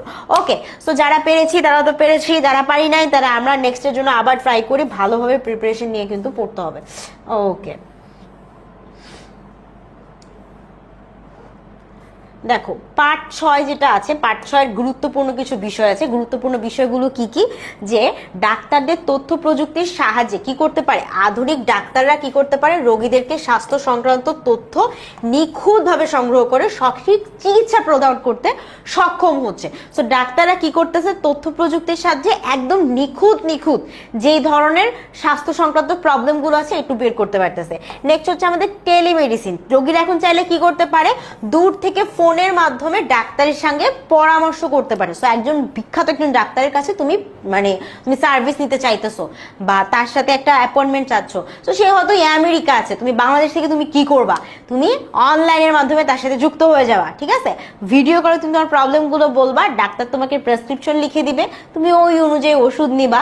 সো তোমার কিন্তু ব্যাপারটা অনেক ইজি হয়ে গেল, তাই না? তুমি এখন টেলিমেডিসিনের মাধ্যমে তুমি তোমার রোগটা সারিয়ে নিতে পারতেছো বা একদম বিশ্বসেরা ডাক্তারদের সান্নিধ্যে আসতে পারতেছো। অথবা তুমি যদি এখন টেলিমেডিসিন না নিতে, তাহলে কি করতে, তোমার সেই সুদূর আমেরিকা যাইতে হইতো, তারপর তার থেকে অ্যাপয়েন্টমেন্ট নিতে হইতো, বিশাল একটা কঠিন প্রসেস হয়ে যেত, কিন্তু টাফ থিংস বাদ। ওকে, আর কি আছে, নতুন যন্ত্রপাতির ব্যবহার। সো প্রযুক্তির সাহায্যে কি হইতে পারে, তোমার চিকিৎসার জন্য নতুন যন্ত্রপাতি তৈরি হচ্ছে, যা রোগ নির্ণয় এবং চিকিৎসা ক্ষেত্রে কি তোমার সহায়ক হিসাবে তোমার কাজ করতেছে। বুঝতে পারতেছি? সো এগুলো কিন্তু আমাদের পাঠের গুরুত্বপূর্ণ বিষয় ছিল। আরো যেটা আছে যে কি ভ্যাকসিন এবং চিকিৎসা। ভ্যাকসিনের মাধ্যমেও কি হতেছে, তোমরা কি বিভিন্ন রকম চিকিৎসা নিতে পারতেছো। আগে কিন্তু ভ্যাকসিন প্রসেসটা ছিল না, কিন্তু প্রযুক্তির সাথে সাথে কি বিভিন্ন গবেষণা করে ইম্পর্টেন্ট ভ্যাকসিন, ওষুধ এগুলো কিন্তু আবিষ্কার করেছে ডাক্তাররা। নেক্সট হচ্ছে গবেষণা নতুন দিক খুলেছে, যেমন জিনোম গবেষণা, টিস্যু সংস্কৃতি এবং অন্যান্য আধুনিক চিকিৎসা। অনেকেই বুঝে না জিনোম জিনিসটা কি। জিনোম জিনিসটা এসেছে জিন থেকে। কোথা থেকে? জিন থেকে। এই জিন কিন্তু আবার কি এই ভূত জিন না, ঠিক আছে, ভূত প্রেত জিন না, ঠিক আছে। জিন নিয়ে যে গবেষণা হয় সেটাকে মূলত জিনোম বলা হয়। সো আমাদের সবারই নির্দিষ্ট কিছু বৈশিষ্ট্য আছে না, যে আমার চুলগুলো এরকম হবে, চোখটা এরকম হবে, বা আমার চুলগুলো দেখতে আমার বাবার মতো, আমার চোখটা দেখতে আমার মায়ের মতো। তো এই যে বৈশিষ্ট্যগুলো আছে, আমি আমার বাবা মা থেকে, আমি তাদের বাচ্চা, তো আমি আমার বাবা মা থেকে বৈশিষ্ট্যগুলো আমার মধ্যে নিয়ে আসছি। সেমভাবে তোমাদেরও অনেক বৈশিষ্ট্য তোমার বাবা মার আছে, বা কারো দাদা দাদির বৈশিষ্ট্য পায়, অনেকে ফুপা বা ফুফু বা হচ্ছে খালা, এদের বৈশিষ্ট্য কিন্তু পেয়ে থাকে। সো এই যে বৈশিষ্ট্যগুলো আছে, এই সমস্ত বৈশিষ্ট্যকে একসাথে বলা হয় মানুষের জিন। সো মানুষ যখন জন্মগ্রহণ করে তখন তার পরিবারের বিভিন্ন মানুষের বৈশিষ্ট্য তার শরীরে চলে আসে। এখন ধরো এরকম মানুষের মতো কিন্তু পাট আছে, শাক আছে, আখ আছে, তাই না? তো এক ধরনের পাট গাছ আছে যাদেরকে দেখা গেছে যে এরা খুব দুর্বল হয়, একটু বন্যার পানি বৃষ্টি একটু হইলে কি এরা একদম মরে যাচ্ছে। আরেক ধরনের পাটকে পাওয়া গেছে যাদের হয়তো উৎপাদন খুব বেশি হয় না, কিন্তু তারা একটু শক্তিশালী হয়। সো গবেষণা করে এরা কি করছে, এই যারা একটু দুর্বল পাট, হ্যাঁ, যারা পানিতে মরে যাচ্ছে, তাদের ওই দুর্বল পাটটা বাদ দিয়ে যারা একটু সবল আছে, যারা একটু শক্তিশালী আছে, তাদের সাথে ওই জিনটাকে একসাথে ধরো বেঁধে দিছে। বেঁধে দেওয়ার পর একটা নতুন পাট গাছ তৈরি হয়েছে। যেই পাট গাছ কি প্রথমটার মতো কি অনেক উৎপাদনশীল, কিন্তু কি এরকম নরম না, কারণ ওর সাথে এখন সবল একটা জিন বেঁধে দেওয়া হয়েছে। সো এখন কি ওরা একটু শক্তিশালী, আবার অনেক উৎপাদন করতেছে। সো এইরকম ভাবে জিনোম গবেষণার মাধ্যমে কি হচ্ছে, এখন গবেষণার নতুন দিক উন্মোচন হচ্ছে। যেহেতু তারা আইসিটির ব্যবহার করতেছে, ইনফরমেশন এবং টেকনোলজির ব্যবহার করতেছে, সো এখান থেকে তারা কি পাচ্ছে, তারা কিন্তু বৈশিষ্ট্যগুলোকে খুঁজে বের করে দুইটাকে একসাথে করে ইম্পর্টেন্ট একটা সুন্দর আরেকটা প্রজাতি তৈরি করতেছে। সো এটাই ছিল আমাদের জিনোম নিয়ে গবেষণা, টিস্যু সংস্কৃতি, ঠিক আছে, আধুনিক চিকিৎসা, এই সমস্ত কাজে গবেষণার ক্ষেত্রে একটা নতুন মোড় উন্মোচন করেছে। আচ্ছা, এরপর যদি আমরা পার্ট 7 দেখি, পার্ট 7-এর কি কি গুরুত্বপূর্ণ বিষয় আছে দেখো। পার্ট 7-এর একটা আমরা কিন্তু মাস্টার বুকে একটা সামারি পার্ট দেওয়া আছে, ঠিক আছে, মাস্টার বুকে একটা সামারি পার্ট দেওয়া আছে, আর এর সাথে কিছু প্রযুক্তির ভূমিকা দেওয়া আছে, যেমন তথ্য সংগ্রহ এবং প্রক্রিয়াকরণ। আগে কিন্তু তথ্য সংগ্রহ করা খুব টাফ ছিল। খাতা কলমের মধ্যে তথ্য সংগ্রহ করতাম, পরে খাতার একটা পেজ ধরো ছাগল খেয়ে ফেললো, তারপর কিন্তু তথ্য জাস্ট নাই হয়ে যেত, ঠিক আছে? তো এখন কিন্তু সেটা হচ্ছে না, এখন কিন্তু আমাদের তথ্য সংগ্রহ পুরোটাই হচ্ছে ইলেকট্রনিক। আমরা ইন্টারনেটে তথ্য সংগ্রহ করতেছি। তুমি একটা ছবি পোস্ট করে রাখতেছো, এই ছবিটা কিন্তু থেকেই যাচ্ছে বছরের পর বছর, তাই না? ছাগলেও খেয়ে ফেলতেছে না, গরুও নিয়ে যাচ্ছে না। সো এই যে তোমার এখন কি হয়েছে, সমস্ত কিছু তথ্য সংগ্রহ করা এবং পরবর্তীতে প্রক্রিয়াকরণ করা, সমস্ত কাজ এখন খুব ইজি হয়ে গেছে। যে কাউকে তুমি কোনো চিঠি পাঠাইতে চাইলে তুমি কতদিন লাগতো বলো? ধরো বিদেশে একটা চিঠি পাঠাইতেছো, অনেক দিন সময় লাগতো, তাই না? কিন্তু এখন দেখো, এখন জিনিসটা কত ইজি হয়ে গেছে। এখন কি, এখন জাস্ট মুহূর্তের মধ্যে চোখের পলকে hello, hi, bye, good night, ঠিক আছে, হয়ে যায় না? আমাদের খুব তাড়াতাড়ি হয়ে যায় কিন্তু। সো এই ক্ষেত্রে আমাদের তথ্য সংগ্রহ করা, তথ্য প্রক্রিয়াকরণ সমস্ত কিছু সহজ হয়ে গেছে। গণনা এবং বিশ্লেষণ, ভাই কম্পিউটারের কাজটা শুরু হয়েছিল, কম্পিউটার জিনিসটা আসছিলই যে মানুষের সাথে কম্পিউট করতে সহায়তা করবে। এই যে ধরো একটা ক্যালকুলেটর, ক্যালকুলেটর জিনিসটা কি? ক্যালকুলেটরটা অ্যাকচুয়ালি মানে কম্পিউটার একটা ছোট ভার্সন। কম্পিউটার এটা কোথা থেকে আসছে বলো তো? কম্পিউট সংখ্যাটা থেকে। তো প্রথমে কম্পিউটারের কাজ ছিল গণনা করা, ঠিক আছে? এর কাজ হয়তো কি, বিভিন্ন জিনিস ক্যালকুলেট করা, এখন যেটা ক্যালকুলেটর করে। তো এইখান থেকে কম্পিউটারের কাজ আরো বাড়তে বাড়তে আপডেট আসতে আসতে আজকের কম্পিউটার, ইন্টারনেট এগুলো চলে আসছে। সো ডেফিনেটলি আমাদের এখন যে কোনো কিছু ক্যালকুলেট করা, গণনা করা, যে কোনো হিসাব নিকাশ করা কিন্তু খুব ইজি হয়ে গেছে। এটা আর বলার অপেক্ষাই রাখে না যেটা কত ইজি। নেক্সট আমাদের কি আছে, আর ধরো আমাদের তাত্ত্বিক ব্যবহারিক গবেষণা, থিওরিটিক্যাল, বা ধরো আমাদের যেটা প্র্যাকটিক্যাল গবেষণা, ঠিক আছে? থিওরিটিক্যাল বলতে বোঝাচ্ছে যে ধরো তোমার অনলাইন ক্লাস ভালো লাগে নাকি লাগে না, এরকম ধরো 100 মানুষের কাছ থেকে আমরা জানতে গেলাম যে তাদের অনলাইন ক্লাস ভালো লাগে না অফলাইন ক্লাস ভালো লাগে। তো এই যে আমরা 100 মানুষের কাছ থেকে জিনিসটা জানতে গেলাম বা জানলাম, 100 মানুষের থেকে আমরা জেনে একটা সিদ্ধান্তে আসবো যে আসলে অনলাইন ক্লাসটা করানো উচিত না আমাদের উচিত হইতেছে না। সো এইখান থেকে এটা একটা ধরনের গবেষণা, এটাকে আমরা একটা তাত্ত্বিক বা থিওরিটিক্যাল গবেষণা বলতে পারি। কারণ এখানে কিন্তু আমাদের লবণ পেঁয়াজ মরিচ মিশাই কিন্তু আমাদের কোনো গবেষণা করা লাগে নাই। কিন্তু ব্যবহারিক গবেষণা বা এই ধরনের গবেষণা বলতে কি বোঝাচ্ছে, এইখানে কিন্তু আমাদের তেল পেঁয়াজ নুন মানে যেগুলো হচ্ছে আসলে ল্যাবে যে গবেষণা হয়, ঠিক আছে? তেল পেঁয়াজ নুন কথার কথা বললাম, ল্যাবের যেই ধরনের ধরো গবেষণাগুলো হইতেছে, অনেক কেমিক্যালস মিশানো লাগতেছে, অনেক পরীক্ষা নিরীক্ষা করা লাগতেছে, হ্যানতেন আছে। সো এই ধরনের গবেষণাগুলো কি, এগুলোকে বলা হয় প্র্যাকটিক্যাল বা ব্যবহারিক গবেষণা। তথ্য প্রযুক্তির জন্য এখন এগুলো অনেক ইজি হয়ে গেছে। নেক্সট হচ্ছে আমাদের মাইক্রো কন্ট্রোলার, এফপিজিএ বা পিএলএ। আমাকে কেউ বলতে পারবা এফপিজিএ এর ফুল ফর্ম কি? কি ফর্ম বলো তো? Field programmable gate array. এটা কি? এটা এক ধরনের বিশেষায়িত কম্পিউটার চিপ, যেটা কি, যেটা বিভিন্ন প্রোগ্রামের মাধ্যমে আমাদের কি কাজ করতে সহায়তা করে। সো তোমরা যদি বড় হয়ে প্রোগ্রামিং করো, সেই ক্ষেত্রেও কিন্তু আজকের প্রোগ্রামিং কি 25 বছর আগেকার প্রোগ্রামিং এর চেয়ে অনেক ইজি হয়ে গেছে। সো এইগুলো কি, এগুলো প্রোগ্রামিং এর জন্য সহজ একটা কাজ। আর নেক্সট হচ্ছে আমাদের মাইক্রো কন্ট্রোলার। মাইক্রো কন্ট্রোলার কি? একটা ছোট্ট শক্তিশালী ধরো একটা কম্পিউটার, ধরো তোমার রিমোটটা দিয়ে কি তুমি একটু পুশ করে চেঞ্জ করে ফেলতে পারো না? সো এটা কি, একটা ছোট জিনিস, আবার এটা তুমি কন্ট্রোল করতে পারতেছো, এই জন্য এটাকে বলা হয় micro controller. AC remote, TV remote, এগুলো কি, এগুলো সব হচ্ছে মাইক্রো কন্ট্রোলারের একটা উদাহরণ হতে পারে। নেক্সট আমাদের কি আছে, ভার্চুয়াল ল্যাবরেটরি। ভার্চুয়াল ল্যাবরেটরি বলতে কি বোঝায়, তুমি যদি ইন্টারনেটের মাধ্যমে কোনো একটা ল্যাবরেটরি পাও, বা ইন্টারনেটের মাধ্যমে ধরো তুমি মানে সরাসরি ল্যাবে যে কোনো পরীক্ষা করতে পারতেছো না ফিজিক্সের, সেক্ষেত্রে তুমি কি করবা, আমাদের কিছু ইন্টারনেটের মাধ্যমে কিছু ল্যাব আছে যেখানে তুমি চাইলে ফিজিক্স কেমিস্ট্রির মতো এরকম ভাইটাল সাবজেক্টের পরীক্ষা অনলাইনে করে ফেলতে পারো। সো এইরকমগুলোকে, এগুলোকে বলা হয় ভার্চুয়াল ল্যাবরেটরি। সরাসরি রিয়েল লাইফ ল্যাবরেটরি না, যে ইন্টারনেটের মাধ্যমে তুমি যদি কোনো পরীক্ষা করতে চাও। এন্ড গবেষণার ক্ষেত্রে কিছু এই যে দেখো উদাহরণ দেওয়া আছে আমাদের, ঠিক আছে? গাণিতিক গবেষণার, তারপর ব্যবহারিক গবেষণা, ভার্চুয়াল ল্যাবরেটরি, হ্যান ত্যান বহুত কিছু দেওয়া আছে। অ্যান্ড এইখান থেকে আমরা এখন চলো এমসিকিউ করে ফেলি কয়েকটা। হ্যাঁ, এইভাবে আমরা কিন্তু ক্লাস শেষ করবো। চলো আসলে আমরা এমসিকিউ আসি।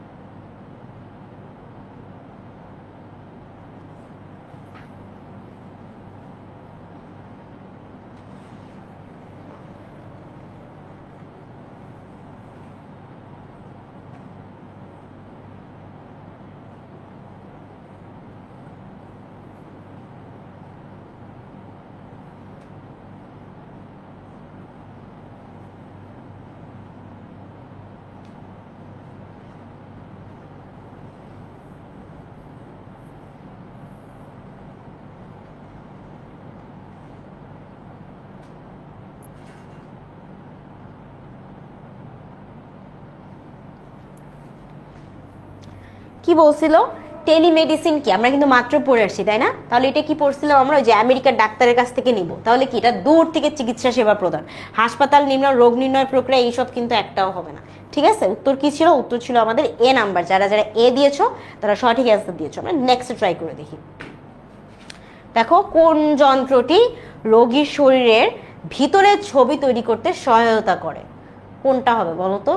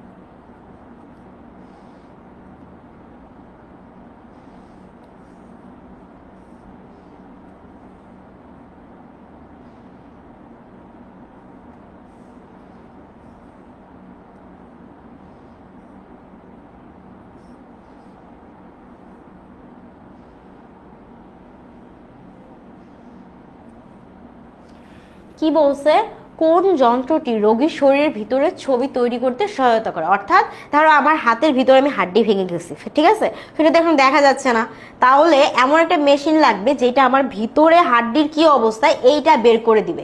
সো এটা কি বের করতে, দেখো অনেকগুলো অপশন আছে। অনেকে বলবে যে এটা এক্সরে হবে, অনেকে বলবে এমআরআই হবে, একটা বলবে ইসিজি হবে, কিন্তু উত্তর কিন্তু হবে আমাদের সিটি স্ক্যান। এটা একদম ডিরেক্ট বইয়ে দেওয়া আছে।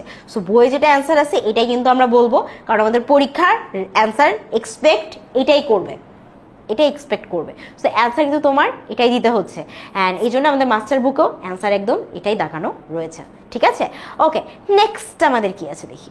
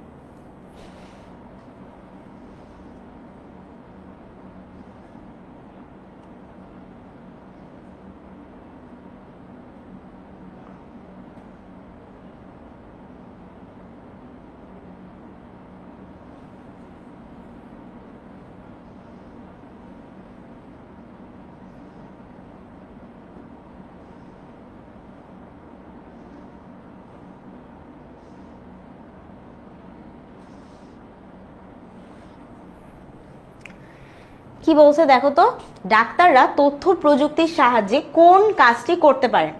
রোগ নির্ণয়, রোগীর প্রেসক্রিপশন তৈরি, সঠিক ওষুধ নির্বাচন, কোনটা করতে পারে? দেখো, প্রযুক্তির সাহায্যে তুমি রোগ নির্ণয় ডেফিনেটলি করতে পারবা, একটু আগে আমরা বললাম সিটি স্ক্যান দিয়ে কিন্তু আমরা দেখতে পারবো। নেক্সট হচ্ছে রোগীর প্রেসক্রিপশন তৈরিও করা যাবে, বললাম না অনলাইনের মাধ্যমে করে দিবে। সঠিক ওষুধ নির্বাচন, একই কথা, প্রেসক্রিপশন তো ওষুধ নির্বাচনের মাধ্যমেই করবে। অ্যান্ড আলটিমেটলি আমরা অ্যান্সার কি করতে পারি? সব কিছু। সো উত্তর কিন্তু আমাদের সব কিছু ছিল। সো এই ছিল আমাদের আজকের প্র্যাকটিস সেশনগুলো। আর আমি তোমাদেরকে বলেছিলাম যে একটু তোমাদের দেখিয়ে দিব যে কোয়েশ্চেন উত্তর বা কোয়েশ্চেনের অ্যান্সারগুলো তোমরা আসলে কিভাবে দিতে পারো, সেটাই তোমাদেরকে একটু দেখাই দেই।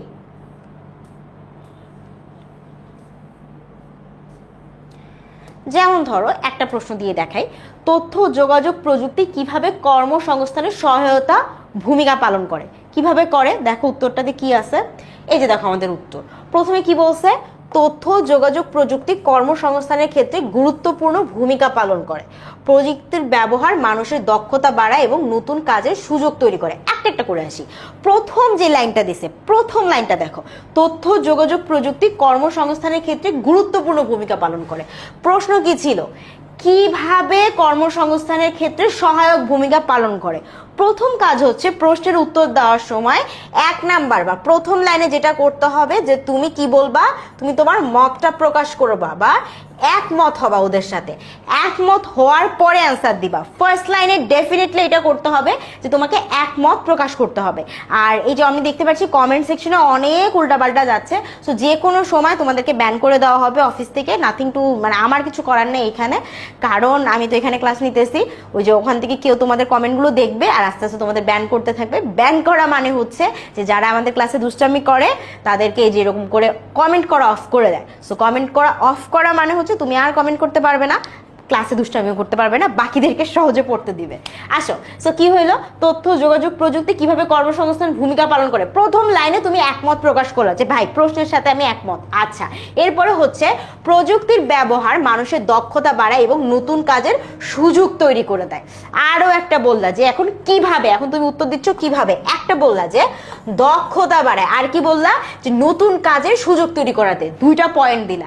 এরপরে কি দিবা, এরপরে তুমি যে কিভাবে উত্তর তোমার দেওয়া হয়ে গেল, একটা কিভাবে দিলা তুমি, নেক্সট হচ্ছে উদাহরণ দিবা, যেমন কি মোবাইল ফোনে প্রযুক্তি, তারপর কোম্পানিগুলোতে কর্মসংস্থান সুযোগ দিয়েছে, মোবাইল ফোনসের বিক্রয়, রক্ষণাবেক্ষণ এবং মোবাইল ব্যাংকিং এর মতো নতুন খাতগুলো বিপুল সংখ্যক মানুষের কর্মসংস্থান রয়েছে। এছাড়া আর কি আছে, আউটসোর্সিং এর মাধ্যমে ঘরে বসে অনলাইন কাজ করার সুযোগ সৃষ্টি হয়েছে, ওয়েবসাইটে উন্নয়ন, সফটওয়্যার তৈরি এবং ডিজিটাল মার্কেটিং এর মতো কাজ এখন ফ্রিল্যান্সারদের জন্য নতুন কর্মক্ষেত্র তৈরি করেছে। এই সুযোগগুলোই কর্মপ্রত্যাশীদের আত্মকর্মসংস্থানের দিকেও আগ্রহী করে তুলেছে। সো পুরোটা আমি যে পড়লাম, এই পুরো ঘটনাটার মধ্যে দেখো উত্তর করার সময় আমি কয়েকটা জিনিস করলাম। প্রথমে আমি কি করলাম, আমি তাদের সাথে প্রশ্নের সাথে একমত প্রকাশ করলাম। প্রথম লাইনে আমি একমত প্রকাশ করব। আচ্ছা, 2 নাম্বারে আমি কি করব, 2 নাম্বারে আমার কাছে যেটা উত্তর চাইছে, অর্থাৎ কিভাবে বিষয়টা হচ্ছে, এটা আমি আমার উত্তরে তুলে ধরবো। 3 নাম্বারে আমি কি করব, 3 নাম্বারে আমি চেষ্টা করব যে কি আমাদের উদাহরণ দিয়ে বুঝানোর, যে কিভাবে এটা হচ্ছে, কি করব আমরা উদাহরণ দিয়ে একটু বুঝাই দিব সমস্ত কিছু। হ্যাঁ, লাস্টে আমরা কি করব, লাস্টে তাদেরকে আরো কিছু উদাহরণ এবং এটার সাথে মিল যায় এমন কিছু কিছু কথা বলে এটাকে কি করব, এটাকে একটা উপসংহার টানবো এবং কি আবার প্রথম যে লাইনটা ছিল তার সাথে একমত প্রকাশ করব। এই যে দেখো, আগ্রহী করে তুলেছে, এই সুযোগগুলো কর্মপ্রত্যাশীদের প্রতি আগ্রহী করে তুলছে। সো এখান থেকে কিন্তু আমরা বুঝতে পারতেছি কি যে এইভাবে আমরা যদি উত্তর করি আমাদের কিন্তু ফুল মার্কস আসবে, ঠিক আছে, ফুল মার্কস আসবে। তো আমরা বুঝতে পারলাম না আমরা কিভাবে অ্যান্সারটা করব। একটা কোয়েশ্চেন থাকলে আমরা প্রথমে একমত প্রকাশ করব, তারপর কিভাবে আসলে মানে প্রশ্নে যেটা চাবে সেটার উত্তর দিব, তারপরে কি আরো কিছু উদাহরণ দিব, এন্ড তারপর লাস্টে একটা উপসংহার একটু সুন্দরভাবে কিছু একটা লিখে দিব ঘুরায় ফিরায়, তাহলেই দেখবে যে এটা একটা কমপ্লিট একটা অ্যান্সার। সো তুমি আইসিটিতে যদি এই ফর্মটা মেনটেন করো, যে একমত প্রকাশ, কিভাবে, উদাহরণ এবং উপসংহার, এই ফর্মেটটা যদি তুমি মেনটেন করো 100 মার্কস পাবা। এটা একদম আমাদের প্রমাণিত একটা পদ্ধতি, একদম প্রমাণিত পদ্ধতি। আরেকটা প্রশ্ন দেখাই, তাহলে দেখলে তুমি আরেকটু ক্লিয়ার হয়ে যাবে। যেমন এই চ্যাপ্টার থেকে আরেকটা প্রশ্ন কি আসতে পারে, আউটসোর্সিং কি এবং এটি বাংলাদেশের কর্মসংস্থানে কি ভূমিকা রাখে। দেখো খুবই নাইস একটা কোয়েশ্চেন, আমরা কোয়েশ্চেনটার অ্যান্সার দিই। প্রথমে আসছে কি, আউটসোর্সিং কি এবং এটি বাংলাদেশের কর্মসংস্থানে কি ভূমিকা রাখে। আউটসোর্সিং হলো অন্য দেশের প্রতিষ্ঠানের কাজ অনলাইনের মাধ্যমে সম্পূর্ণ করার একটি পদ্ধতি, অর্থাৎ অন্য একটা প্রতিষ্ঠান কাজটা দিছে, তুমি এই কাজটাকে সুন্দরভাবে তাদের করে দিয়ে দিবা। হ্যাঁ, কাজটা তোমার নিজের প্রতিষ্ঠানের না, অন্য একটা প্রতিষ্ঠানের। সো এটা কি, এটা হচ্ছে আউটসোর্সিং কি। সো যখন তোমাকে এরকম কি উত্তর দিবে, প্রথম লাইনে তোমার উত্তর হচ্ছে কি এর অ্যান্সারটা দিয়ে দাও। প্রশ্নে যদি কি থাকে, কি এর অ্যান্সারটা দিয়ে দাও। আচ্ছা, এরপরে যদি একটা বাড়তি প্রশ্ন থাকে, তারপরে বাড়তিতে যাবা যে বাংলাদেশে কি ভূমিকা রাখে, এখন এরপর ভূমিকা লিখতে হবে তোমার। সো এরপর এখানে আসি, এর মাধ্যমে, এই যে দেখো ভূমিকা স্টার্টে, এর মাধ্যমে বিভিন্ন দেশের প্রতিষ্ঠান তাদের কাজ, যেমন ওয়েবসাইটের উন্নয়ন, মানে কি ওয়েবসাইটটা তৈরি করার কথা বলছে, সফটওয়্যার তৈরি, গ্রাফিক ডিজাইনিং, ফ্রিল্যান্সারদের সম্পন্ন করিয়ে নেয়। ঠিক আছে, এইটাই হচ্ছে কিভাবে হচ্ছে। 2 নাম্বারে কি, 2 নাম্বারে আমাদের কিভাবে কাজটা হচ্ছে সেটা তুমি লিখে দিলা, ভূমিকাটা কিভাবে পালন করতেছে এটা লিখতে হবে। আচ্ছা, বাংলাদেশে আউটসোর্সিং এর কর্মসংস্থান একটি বড় মাধ্যম হয়ে উঠেছে। বাংলাদেশের তরুণরা কিসের মাধ্যমে, এই যে দেখো আপওয়ার্ক, freelancer.com, ইল্যান্সার মাধ্যমে কি করতে পারতেছে, ব্যবহার করে বৈদেশিক মুদ্রা উপার্জন করতে পারতেছে। এর ফলে তাহলে আমরা কি বুঝলাম, আমরা 3 নম্বরে কি দিলাম, প্রশ্নের মধ্যে কিছু উদাহরণ দিয়ে দিলাম। 4 নম্বরে আমরা কি করব, বাংলাদেশের অর্থনীতিতে এটার কারণে কি ইতিবাচক প্রভাব পড়েছে এবং নতুন কর্মসংস্থান তৈরি হচ্ছে। সো আমাদের প্রশ্ন ছিল এটা বাংলাদেশে কিভাবে কর্মসংস্থানের ভূমিকা রাখে। আমি লাস্ট লাইনে আবার একটা সুন্দরভাবে লাইনটা দিয়ে দিলাম যে এইভাবে এই সমস্ত কিছুর মাধ্যমে একটা ইতিবাচক প্রভাব পড়ছে এবং কি হচ্ছে, বাংলাদেশে এটা নতুন কর্মসংস্থান তৈরি করতেছে। আলটিমেটলি এটা কি, এটাই হচ্ছে তোমার উপসংহার লিখে দেওয়া। সুন্দর করে ওরা যা বলছিল প্রথম ওদের প্রশ্নের উত্তরটাই ওদেরকে একটু গোছায় দেওয়া, ঠিক আছে। সো এইভাবেই কিন্তু আমরা একটা প্রশ্নের যদি উত্তর করি ভাই 100-র মধ্যে 100 মার্ক তোমার কনফার্ম, একদম আমাদের প্রমাণিত একটা সলিউশন। বুঝতে পারছি না আমরা? সো এই ছিল আজকের। আর আসলে একটা ক্লাসে তোমাদের আসলে অনেক মানে মনে হইতে পারে যে খুবই হিজিবিজি গেছে, বাট ক্লাস আসলে আমাদের যখন দেখলে তো অনেকগুলো ক্লাসে হয়, তো একটা ক্লাসে যখন আমি তোমাকে পুরো একটা চ্যাপ্টার পড়াতে যাব তখন হচ্ছে তোমার কাছে মনে হবে অনেকটা জায়গা ক্লিয়ার হচ্ছে না, কিন্তু যখন অনেকগুলো ক্লাসে আসলে এটা আসবে তখন তোমার কাছে কি এটা সহজ হয়ে যাবে, তুমি অনেক ভালোভাবে ব্যাপারগুলো বুঝতে পারবা। অ্যান্ড দেখো আজকের ক্লাসে আমরা অনেকগুলো এমসিকিউ অ্যান্সার করেছি। এমসিকিউ যখন অ্যান্সার করতেছি তখন কিন্তু আমাদের অনেক কনসেপ্ট ক্লিয়ার হয়ে যাচ্ছে। ক্লাসের সময় যেহেতু একটু থিওরিটিক্যাল পড়াশোনা, আইসিটি পড়ার সময় অনেক সময় কিন্তু আমাদের মনোযোগ চলে যায়। আবার আমরা কমেন্ট সেকশনে কি হইতো, কমেন্ট সেকশনে আমরা প্রচুর কথাবার্তা বলতে থাকি, তাই না? সো এটাতে একটু মনোযোগ আমাদের অনেক সময় ঘাটতি হয়, আমি বুঝি। কিন্তু যখন তুমি এমসিকিউ অ্যান্সার করবা বা যখন তুমি প্রশ্নের উত্তরগুলো ট্রাই করবা বা কন্টিনিউয়াসলি আমাদের অনলাইন ব্যাচে তুমি এক্সাম দিতে থাকবা, তখন কিন্তু তুমি আসলে বুঝতে পারবা যে না, ইম্পর্টেন্ট এই বিষয়গুলো, এইখানে আমার ঘাটতি পড়তেছে, এই জায়গাটা আমি বুঝতেছি না, আমি ক্লিয়ার হচ্ছে না। তখন তুমি নিজেই ধরতে পারবা যে তোমার প্রবলেমটা কোথায়, এন্ড তুমি আমাদের কাছে আবার গেট ব্যাক করবা, আমাদের কিউএনএ ক্লাসে আসবা, জুম ক্লাসে আসবা, এসে বলবা যে আপু এই জায়গায় বুঝি নাই, আপনি বুঝি নাই কিন্তু আবার ঠিক করে দেন। সো আমি তোমাকে আবার বুঝাই দিব এবং নেক্সট টাইম তুমি এটাতে অনেক ভালো করবা। দিস ইজ দ্য প্রসেস, এটাই প্রসেস, এবং এইভাবেই কিন্তু আমাদের স্টুডেন্টরা সবসময় ভালো করতেছে। সো আমি চাবো যে তোমাদের সাথে আমাদের অনলাইন ব্যাচে আবার দেখা হোক, আবার ক্লাস করি আমরা একসাথে, এইভাবে সবসময় আমরা ভালোভাবে ক্লাস করবো অ্যান্ড ডেফিনেটলি পরীক্ষায় বরাবরের মতো ভালো রেজাল্ট করব। আর সবাইকে আসলে আমি নেক্সট সংবর্ধনা মানে অনুষ্ঠানে দেখতে চাই, সবার সাথে দেখা হবে। আমি চাই সবাই ভালো রেজাল্ট করে আসো, এবং শুধু আইসিটি না, আমি চাই সব কিছুতেই তোমাদের রেজাল্ট অনেক অনেক অনেক ভালো হোক, সবার থেকে অনেক ভালো হোক, ঠিক আছে। ক্লাস আজকে শেষ, ক্লাস শেষে একটু জানিয়ে দিও সবার কেমন লাগছে। অ্যান্ড হ্যাঁ, অনেক জায়গায় অনেকের হয়তো অনেক কিছু ক্লিয়ার হয়তো হয় নাই, একটা ক্লাসে আসলে বললাম যেটাই সম্ভব না, বাট হ্যাঁ অনলাইন ব্যাচে আসলে ডেফিনেটলি অনেক কথা হবে, অনেক ক্লাস যাবে, অনেক কিছু ক্লিয়ার হবে, অনেক নাইস লাগবে, ঠিক আছে। আর মাস্টার বুকের যে ভাই ফিল একবার পাইছে, নাইস। ওকে, সবাই একটু জানিয়ে দিতে পারো ক্লাসটা আমাদের কাছে কেমন লেগেছে।